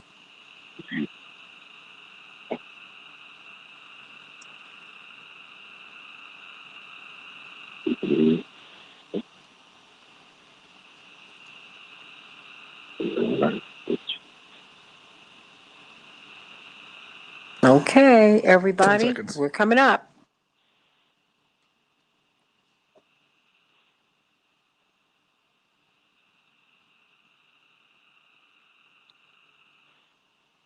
We can change the world, change the world, change the world. We can change the world, we can change the world, change the world. This is the Santita Jackson Show. War and hate to a place of love, it's not too late. Gotta save the children, we can't wait.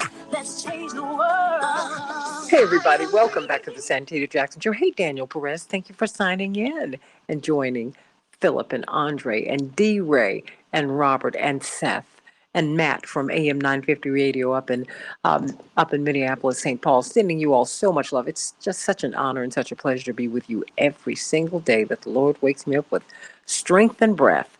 Everybody, let's talk about Senator Sinema and Manchin. And Senator Sinema in particular, they have been talking to the president, and she went on the floor and said, look, I do not support suspending the filibuster for voting rights. I support voting rights, but I don't support this. I think they just need to go on for a vote, everybody. I really, really do. Just go on and get everybody on the record and let them vote. Call me at 773-763-9278, 773-763-WCPT. But first, let's talk about our vittles. You know, I still love to eat, everybody. What about celebrations by us and the parties that you throw? What's going on, Chaparro? Good morning, Santita, and thank you so much for allowing us to be on. Yes, we are in full swing. This is the time to get your party situated. We are getting ready for prom season. Yes, we know that it is in May, but right now this is the time for you to call to get your sweet tables, as well as also your balloon arches, your custom banners, your water bottles, your custom cookies, whatever it is that you need for your celebrations, for graduations, weddings, floral arrangements. We have it here at Celebrations by Us. Not only do we do full catering, but we do full event planning. So give us a call at 708-526-4546, 708-526-4546, and we look forward to serving you. Thank you, Santita. You're very welcome. Now, Chaparro, what do you have to say about Cinema and Mansion before you go? Well, you know, Santita, I'm just trying to figure out how is the president Biden allowing himself to be punked time and time again. I mean, this lady went on the air before he even gave his speech. And it was just like so disrespectful to the president of the United States when she was like, hold your roll, jump shoe. I am not voting for this. And so I'm like, what are you going to do at this point? And so I agree with you that they just need to do a roll call vote so that way we can put everybody on record and so we can know who we need to go after. And I don't know if Biden is trying to see if he can flip some Republicans in order to vote for this, maybe Cheney or someone like that. But the reality is that he is being embarrassed by his own party. They are basically telling him what he ain't gonna get. And I don't understand how Democrats can ask people to go and vote for them if they can't get the job done. It's going to be hard to get people out in 2022 and 2024 if we don't get these legislations passed. Thank you, Santita. No, thank you very much. Call me at 773-763-9278. Pam from the West Side. How you doing, Pam? Good morning, Santita and panel.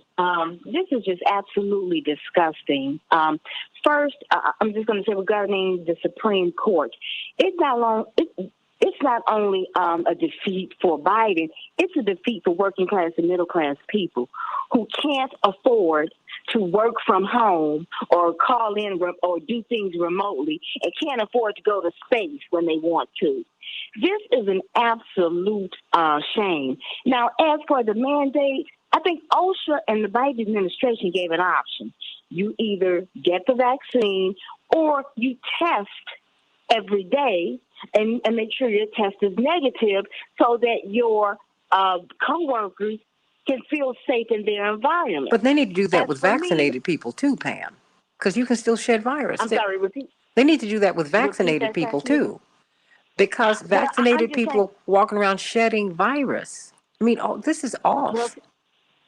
But I get it, Santita, but here's the concern. We have to start somewhere and do something. See, I'm of the mindset that Trump got it wrong in the very beginning. Just got it wrong in the very beginning. And Biden is trying to do his best, making some missteps, but doing his best. As for the CDC, that policy for me is driven by business owners.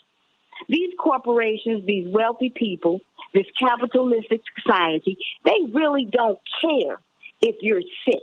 They don't want to give you time off, don't want to let you take care of your children if they're sick, don't want to give family leave, but they just want you to work till you're sick until you're dead. And as for Cinema and Mansion, let's call them the Republicans that they are, but specifically for Cinema, where is the pressure from the gay and lesbian community? And Santita, I say that because anytime they want the Black community to do something politically, socially, civically, they come to your father, Reverend Sharpton, and all of the other leaders, business leaders, and civil rights leaders. So where are the gay leaders and the white women putting pressure on cinema to do the right thing? Yes, call this to a vote and get them on record. And then boycott. I'm all for a boycott. I don't care if we need to close down a bank, do a run on a bank, close down a company. Let's pick something. Let us say that when you vote like this company will go bankrupt within the next 2 weeks. We have to use some leverage, and all I know is that boycotting works if we can get it together. But I want the gay community to come out and put pressure on her. That's part of the leverage.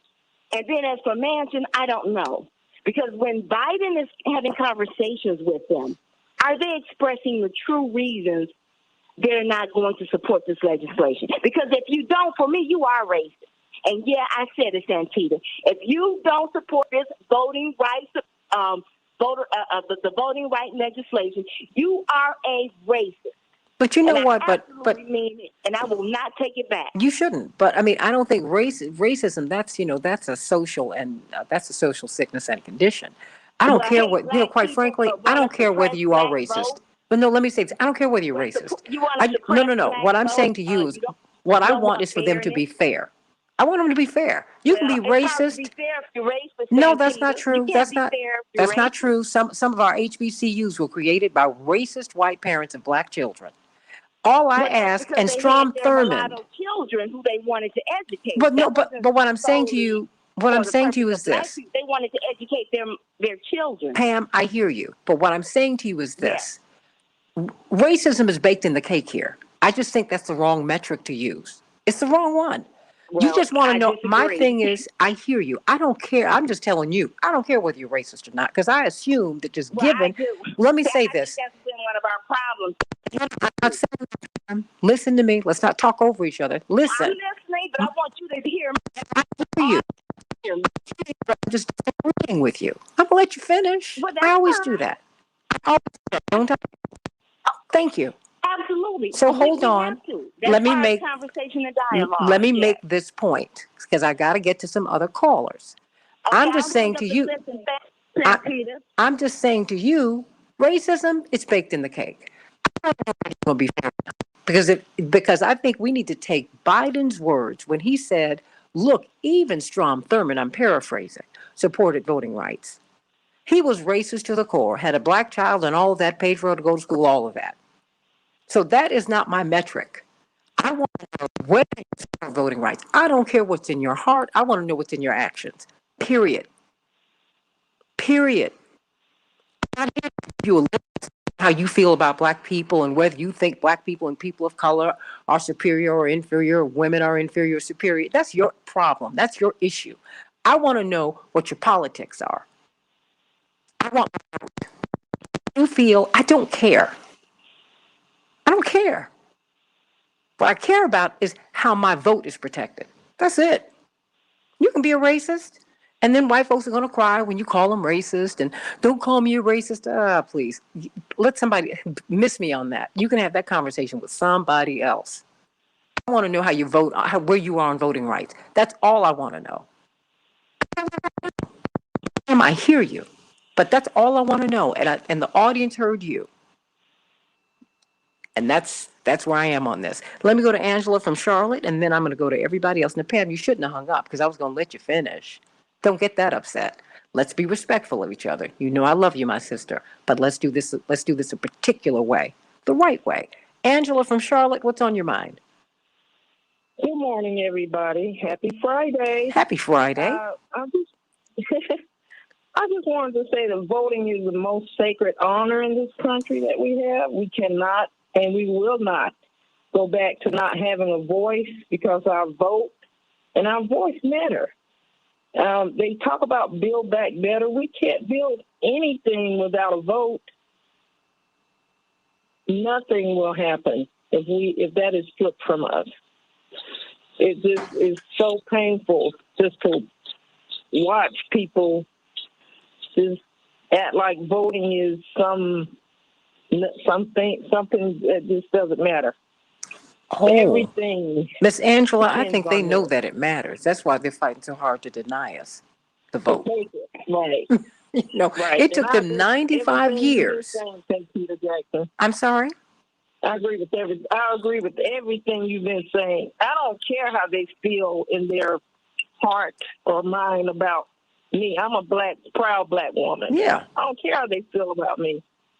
I know how most of them feel about me, or how a lot of them feel about me.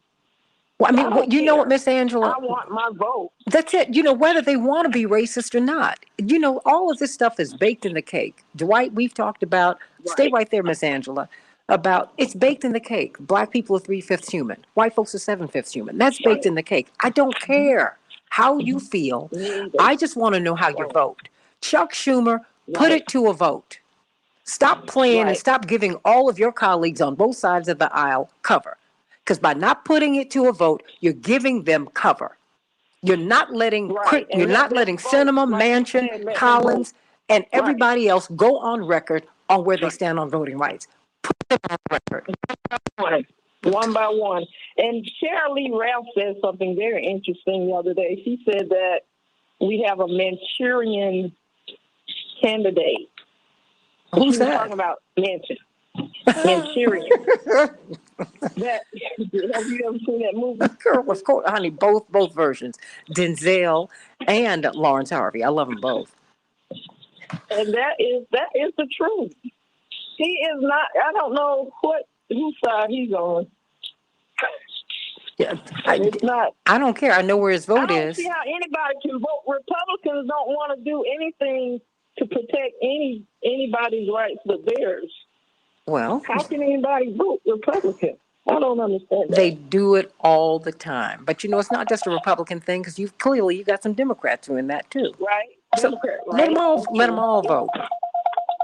Let them all vote. It took Democrats a year to bring this forward. Republican, Independent, it's what's in the heart and mind. That's what counts. That's it. And I want to see what your vote is. Let me go to my panel so I can hear what you all think. CK, I mean, should this go to a vote? Yeah. I mean, what do you think? I think it should go to a vote. I know where people stand, but they need to be on record with where they stand. If Sinema and Manchin are not going to support it, which they've articulated they've got to do, then we need to go to Plan B. And Plan B is only going to go into effect once we know where all the other senators are on this issue, and take it to a vote. And Plan B is to go to their districts. I mean, again, every single day, a very aggressive approach, I believe, needs to be utilized to try to get this done. That's what the president, in my impression, needs to do. When it's a priority, you treat it like a priority. Every day you wake up and say, what can I do about it? And I think that's what he needs to do. Jackson, please run for president. I'm sorry? Please run for president. Oh, no. Don't do that to me. If you like me, you don't want me to do that. I love you. Please. I'm done. No. 1988 Santita was done with all of that. I will do this. But I tell you what, I'll support. I will support someone and I will agitate someone who gets into the office. How about that? I love you, Miss Angela. I'm honored that you would even ask. You're wonderful. You're wonderful. I love you. But don't do that to me. Don't you do it. Oh, my goodness. Aaron Connolly, should this come to a vote with your old friend, Kirsten Sinema? Yeah. What happened to her? Well, Kirsten Sinema there's an amazing piece that walks through her personal history and what is really a history of, I think, chameleon style changes based on the environment she's in. And currently, Kirsten Sinema is having dinner with billionaires, and she wants to keep those invitations coming. And that seems to be the only thing of concern for her. And unfortunately, if we look at her history, she's always been more focused on herself and what America is doing for her and what is available for people exactly like her than she is about the majority of folks that she's supposed to be serving. And she has a history of that. Unfortunately, I'm seeing a lot of my former colleagues and friends in Arizona, people who have been in social service leadership, nonprofit leadership, government leadership for decades, who have helped her get to the position she is in now, and who have always held this kind of hope that, well, we know she's shown up for us before. So when it really counts, when it really matters, with the threat of censure from her state Democratic Party, she would be, compelled to do the right thing for her friends. And unfortunately, we saw in that what I thought was a horribly written speech, to be honest with you, touting her bipartisanship over helping her own team. People are very disappointed, but not surprised. She's shown her true colors since she's been in the Senate. I believe it should come to a vote to hold her to account when she is primaried. There is a movement to do that. Democrats need to start electing real Democrats that have our values, not just our name. And I think there needs to be our leadership in the Democratic Party should show that these folks are not just corporatists or moderates, as the media likes to say. In many of these interviews, she's referred to as a moderate. She's not a moderate. She is a Republican who does not have the interests of the people, and we shouldn't allow her to be branded as that. And having a vote, having people stand up and say, this is what I support and this is what I don't, without the why, right? Bottom line, we need voting rights protections at the federal level. Our states are being gutted right now, and it's a crisis. And we need to know who stands with us. And it would give, let's say, we see Joe Biden, he's the lion of the Senate, make some calls to those Republican friends like Mitt Romney and say, is this how you want to be remembered? Is this your legacy? Gutting voting rights and democracy in this country. And who knows, sometimes given the opportunity when you have to put your name up there, you change your mind. He needs to start comparing them. He needs to start comparing them to Strom Thurmond. And he needs to get on TV and say that. Are you going to be George Wallace? Or you're going to be Strom Thurmond? Because you know what? They are Democrats. They're just right-wing Democrats. That's why all of this praise for Liz Cheney, God bless her. I think she's doing some great things, but she should remain a Republican. People are saying, oh, maybe she should be a Democrat. Oh, no, darling. You stay right there and you fight your fight in your party. Stay right there. I don't need you to come into my party and push us further to the right. I don't need that. Tired of that. These are Democrats. And they mean to be Democrats. They're just right-wing, and we need to primary them and get them out of office because they are holding back progress. Dwight. Yeah. There is a famous portrait that Paul Revere did. He was a goldsmith of Christmas Adams taking a bullet so that white people, the British subjects, could have a right to vote in Parliament. They said no taxation without representation. And he died so that white people could have the right, rich white people could have the right to vote. If it's that fundamental and important to them that they went to war for the right to vote, then it is that fundamental that us to be protected and to go to war for the right to vote. It's not only, I said yesterday, part of the process. For us, it is the process.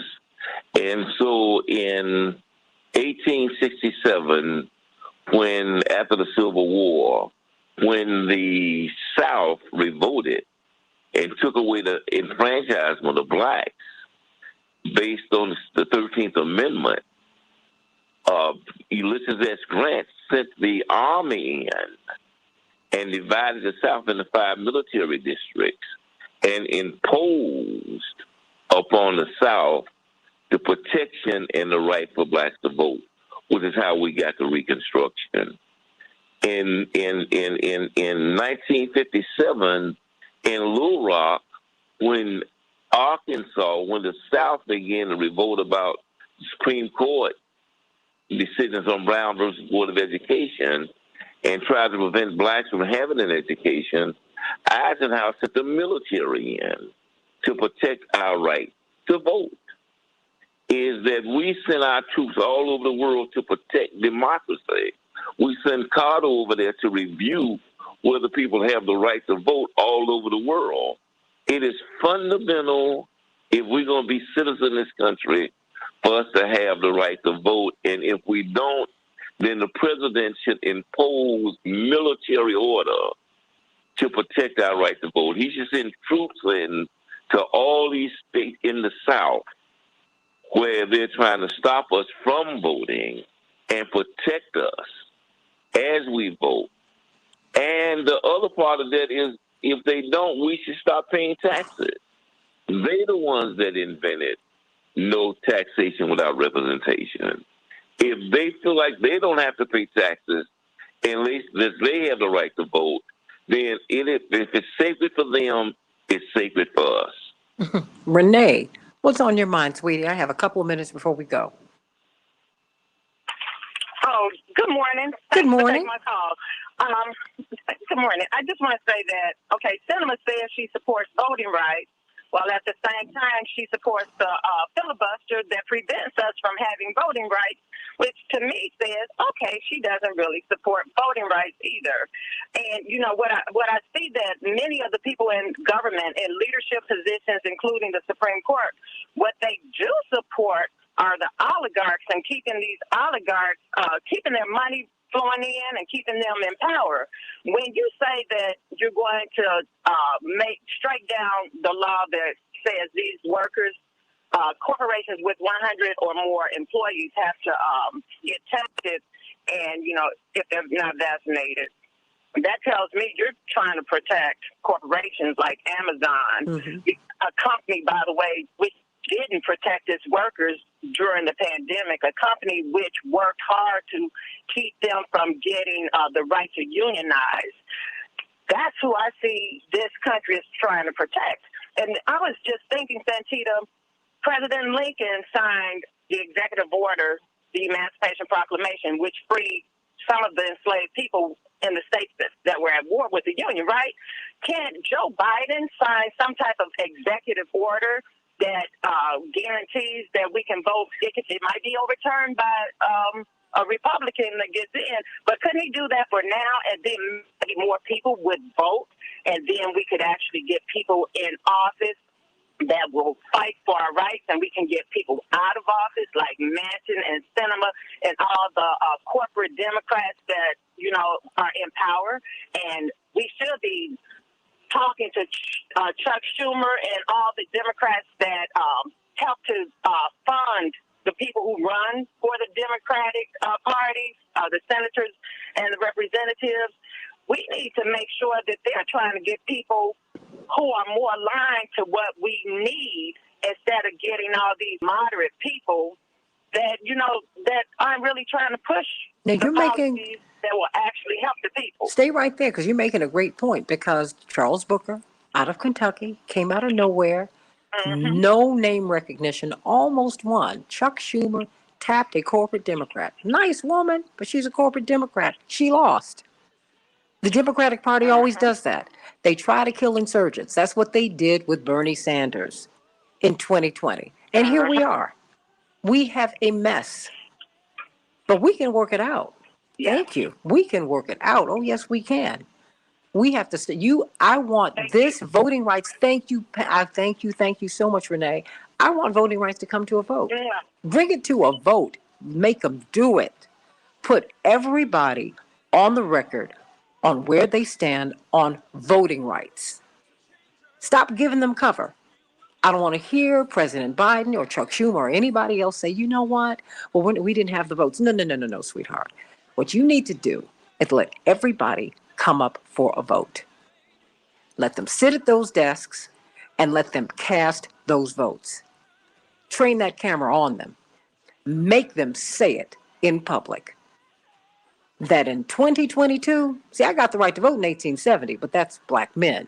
I got the vote to write in 1920 as a woman, as a black woman. And then I had to wait till 1965. Black folks have had the right to vote since 1965. It took 95 years for them to actually enact the Voting Rights Act of 1870. Now, this is what I want. Make it plain how you feel about me and my vote. Make them vote. Make them do it. Make them do it. Make them do it.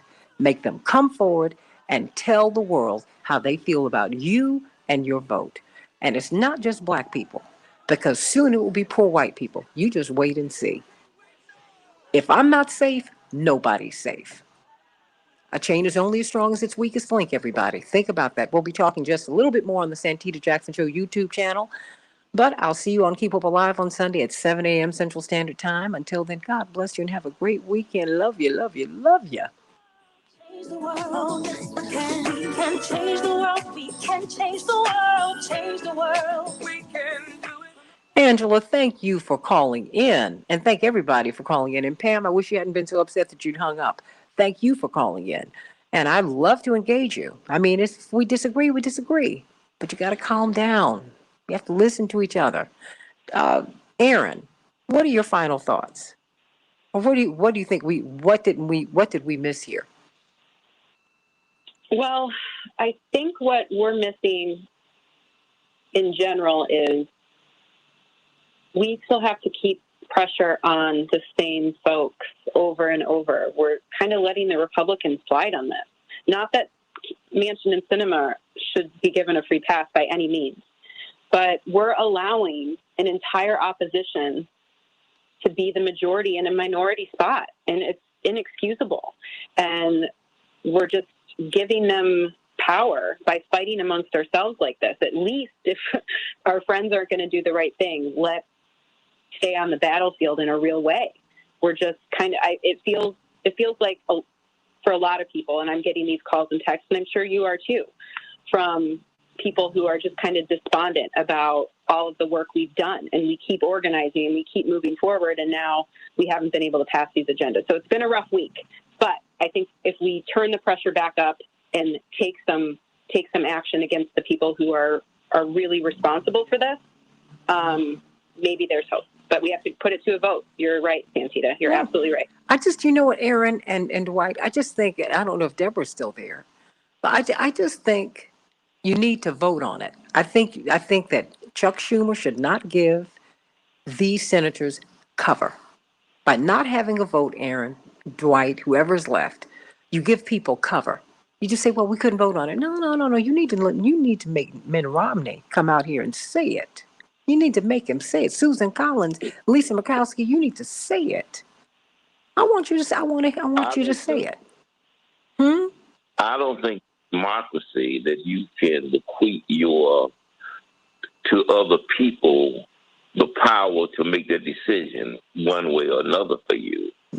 I think we have to study what the radical Republicans did to the Democrats, the dissident Democrats after the Civil War, when they, by executive order, as the sister said, would grant, they demanded for the troops to go back into the South and to stand at the polls. And as black people voted, they stood down the Klan and said, you can come here with a mask if you want to, but if you do, you're going to jail or you're going to get shot. Is the right to vote is so fundamental in the democracy that no single group of people should have the right to deny another group of people that right. And so even if they vote and the vote is public, by executive order, they should be arrested because it is a treason to be able to overthrow the fundamental basis of your government, which is a democratic republic. And right now what we're dealing with a few, as she said a minute ago, Aaron said, a few who are trying to maintain control over the many and who are trying to disenfranchise them so that they can maintain power, and that is sedition. Hey, I hear you. And I just want them to put it to a vote, Dwight, Aaron. Vote. I want the record, the eternal record of the U.S. Senate to reflect where you stood on voting rights in 2022. That's what I want to be reflected. Stop giving these people all this cover. Stop playing these games. Manchin and Sinema were at the White House yesterday. For what? For what? Then you're going to come to me crying about my vote and what I need to do. And if I'm not voting for you, I'm not black enough and blah, blah, blah. Then you're going to send out Sinema and she's almost crying yesterday. Oh, please. Really? Talk to some grown. I am grown. Do not treat me like I'm some silly little child. Stop playing with me and stop letting people play with you.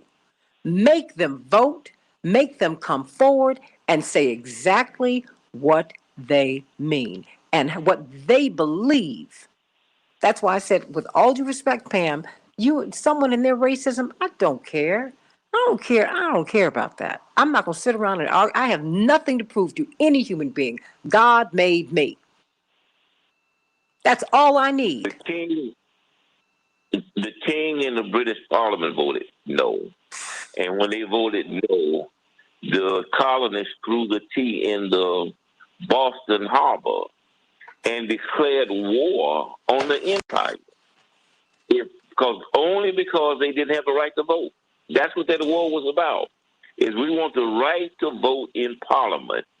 No representation, no taxation without representation. If we don't have if we don't have the right to vote, it means we have no representation. We should not pay taxes, and we should be prepared to fight for our own liberation. And those people who hold democracy sacred should be prepared to fight with us.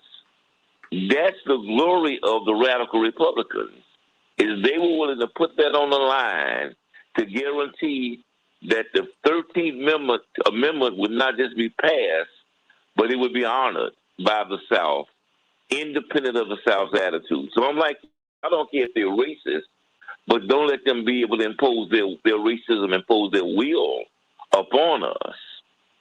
In a democracy, every man has the right to vote. And it is the basis of democracy, and it is the basic of this thing we call America. Amen. And that's all I want. I just want to know what your vote is. How you feel about black people, I don't care. No, I really do not. I don't sit around and have these debates with racists. I know who you are, and I know that there's a kernel of it in everybody, a kernel of superiority in some and a kernel of inferiority in others, and you have to cultivate healthfulness in all of us because it's a sick society. It is. So I'm not going to sit around and I don't have anything to prove to anybody. No, Lord, I do not. I don't care what you think. Please, you are crazy. You must think I'm crazy. I don't know what Bible you're reading because I don't know God. I don't know. I do not serve a God who made anyone inferior to anybody. So y'all can just go on and miss me on all of that. What I want to know is what your policies are. I want to know if you're going to build a Spelman College, a Lincoln University, Howard University. However you feel and all this, do you think, I mean, maybe Sally Hemings and Thomas Jefferson were in love, perhaps. But you know what? He also felt black people were inferior. He did. He did. That too. So where are we with that? Strom Thurmond had a black child, who he educated, by the way. That was the biggest open secret in South Carolina for generations. He used to go to South Carolina State to check in on her. She'd be in class and she'd hear that she needed to go to the president's office. She knew that her father was there. The senator was there. He paid her tuition and he would go and check in on her. While he is ruling, while he is creating all this legislation that would make her an inferior being. But he made sure she got an education and got a good job. So, I mean, your racism, I don't care about that. That's complex. It's all of that. What you will go on the record as being, if you vote against voting rights, is that you are anti-democratic and you do not believe fundamentally in this republic. That's what you're going to go on the record. And that's where we need to get to. You don't believe in America if you don't believe in voting rights for everybody. That's what we need to get to. How someone feels about black people, yeah, that's nice, that's important, yeah, that's great. It is. But what I want to know is whether you believe in America or not. The land, the home, do you believe in America? Is America, for me, what it is to you? If you don't, then you miss me on all of that. You're not an American. You're something else. That's all I want to know. That's all I want to know. Vote. And Chuck Schumer should, Dwight, Chuck Schumer should put it to a vote. Make everybody go on record with this, and I'm holding on that. Make them go. Make them. Wait a minute, Dwight. Make them come to a vote. Make them go on the record, because the congressional record in both houses lives forever. Let it be entered in the congressional record that you voted for or against voting rights in 2022. That's all I want. And I can live with it. And if you vote no, you should forfeit your right to public office, because the first thing you do when you win a public office is put your hand on the Bible and swear to uphold the Constitution. And the right to vote is the basis of the Constitution. Everything in the Constitution grows from the right to vote. And so if you don't uphold the right to vote, if you're in conflict with the basis of the Constitution, then you in fact have lied. You perjured yourself when you put your hand on that Bible. And so once you vote no to that, you should forfeit, by definition, you have forfeited your right to hold public office. And the military should then take you out by hook or by crook, either arrest you or put you out of that office. That is what this country is built upon. And that's how white people operate when their right to vote is denied. They just treat ours as cavalier, as if, oh, okay, it's like us going to the baseball game. Well, maybe it may be a rain out today. If it does, we'll just go to the game tomorrow. No, that ain't what this is about.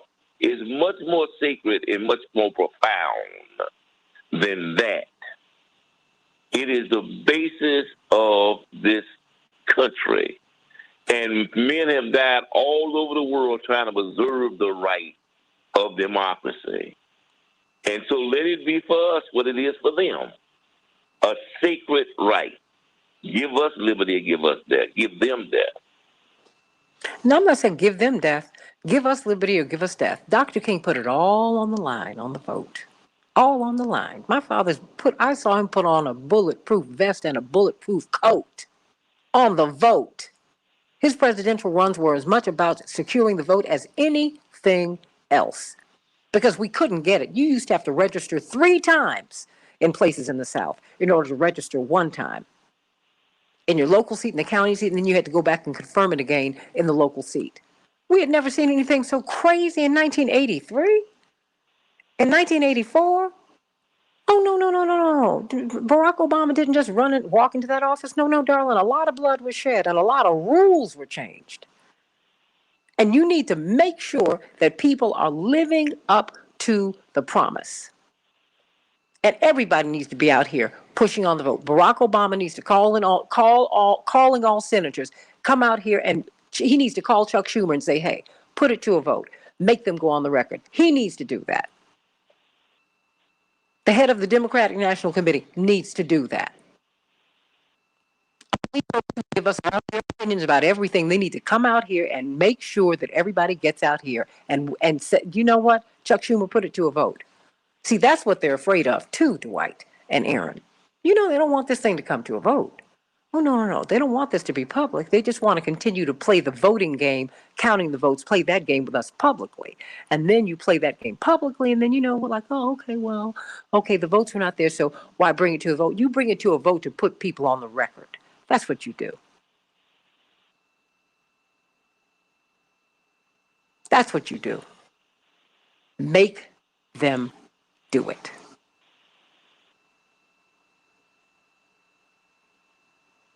Oh, Paula, my father had put on bulletproof clothes all the time. But, the Secret Service told us it didn't even matter, because if someone wants to get you, they don't get you.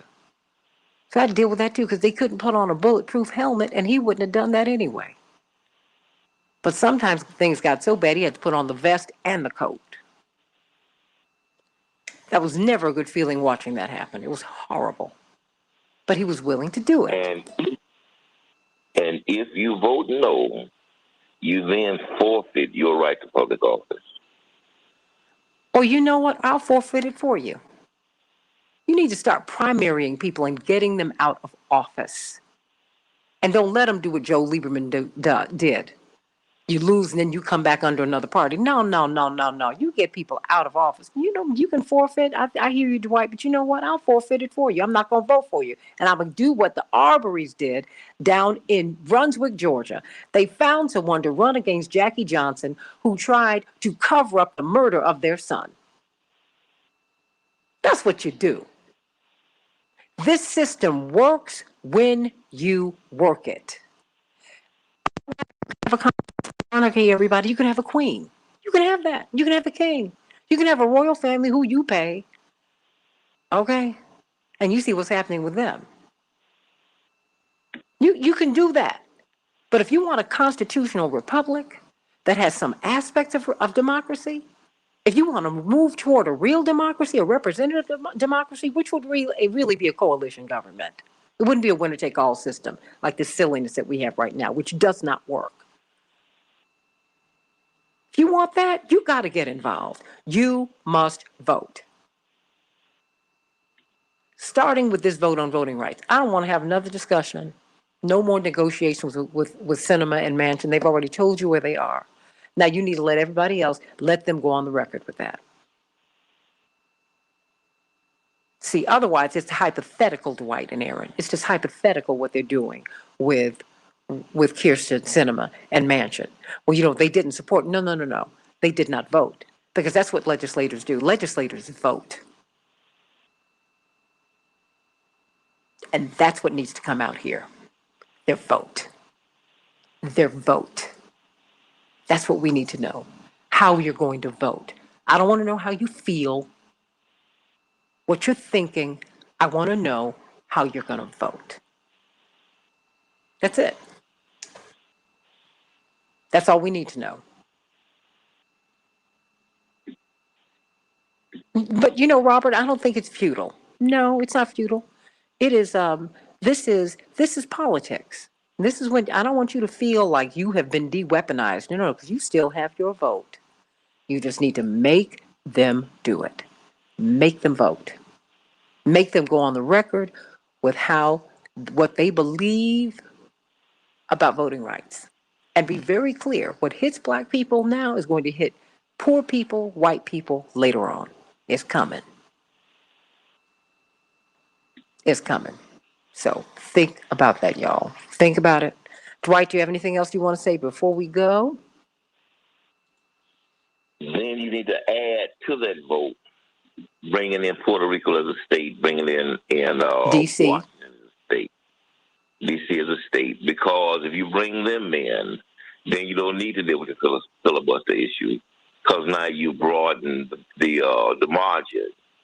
And so the same people that's unwilling to support voting rights, we need to find out if they're unwilling to support states' rights for Washington and Puerto Rico, because it'll tell you exactly who they are and exactly where they are in the scheme of this thing.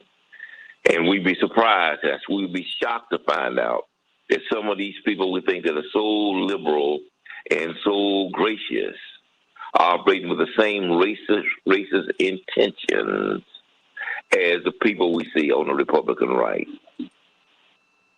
That's all we need. We just need to know. And the Democratic right, excuse me, by the way. You call them all out. Make them vote. Stop playing all these games about negotiating about the vote. Stop all that. No. You need to start making people vote. Dwight, I just believe that. Make them vote. Make them get out here and make them vote. To me, it's just that simple. Make them vote. Make them out. Make them vote. Make them vote. Make them go on the record and let us go on from there. Democrats don't have to get creamed in 2022, but they will if they continue to play this game. If they continue to protect the corporatocracy and not the democracy. You're going to lose, and you will deserve to lose. Anyone who supports this corporatocracy over the democracy of the people, you're going to lose eventually. Might not happen in my lifetime, but it's going to happen because the people are going to win. So, I love you all. Dwight, do you have anything else? Angela wants you to make a record. Oh, my goodness. Ow. Yeah, never find. Oh. Woo! A poem, a poem. Oh my goodness. Bless your heart, but I love it. Oh gosh, help us, Lord, help us, help us, help us, help us. I love it, but it's too sweet. I love you, and I love everybody. Love you, everybody. So look, yes, Lou Rawls. Okay, yeah, you about to slay him, Dwight. Go on. But so that's all right, everybody. I love you. It's been great. Are you still there? Aaron might have had to go on, which I can completely understand. Matt, thank you for another great show. As D-Ray says, another slammer jammer. Thank you, everybody. I'll see you tomorrow, on Sunday on Keep Hope Alive, and Monday. Love you, love you, love you. God bless. All righty. Bye-bye.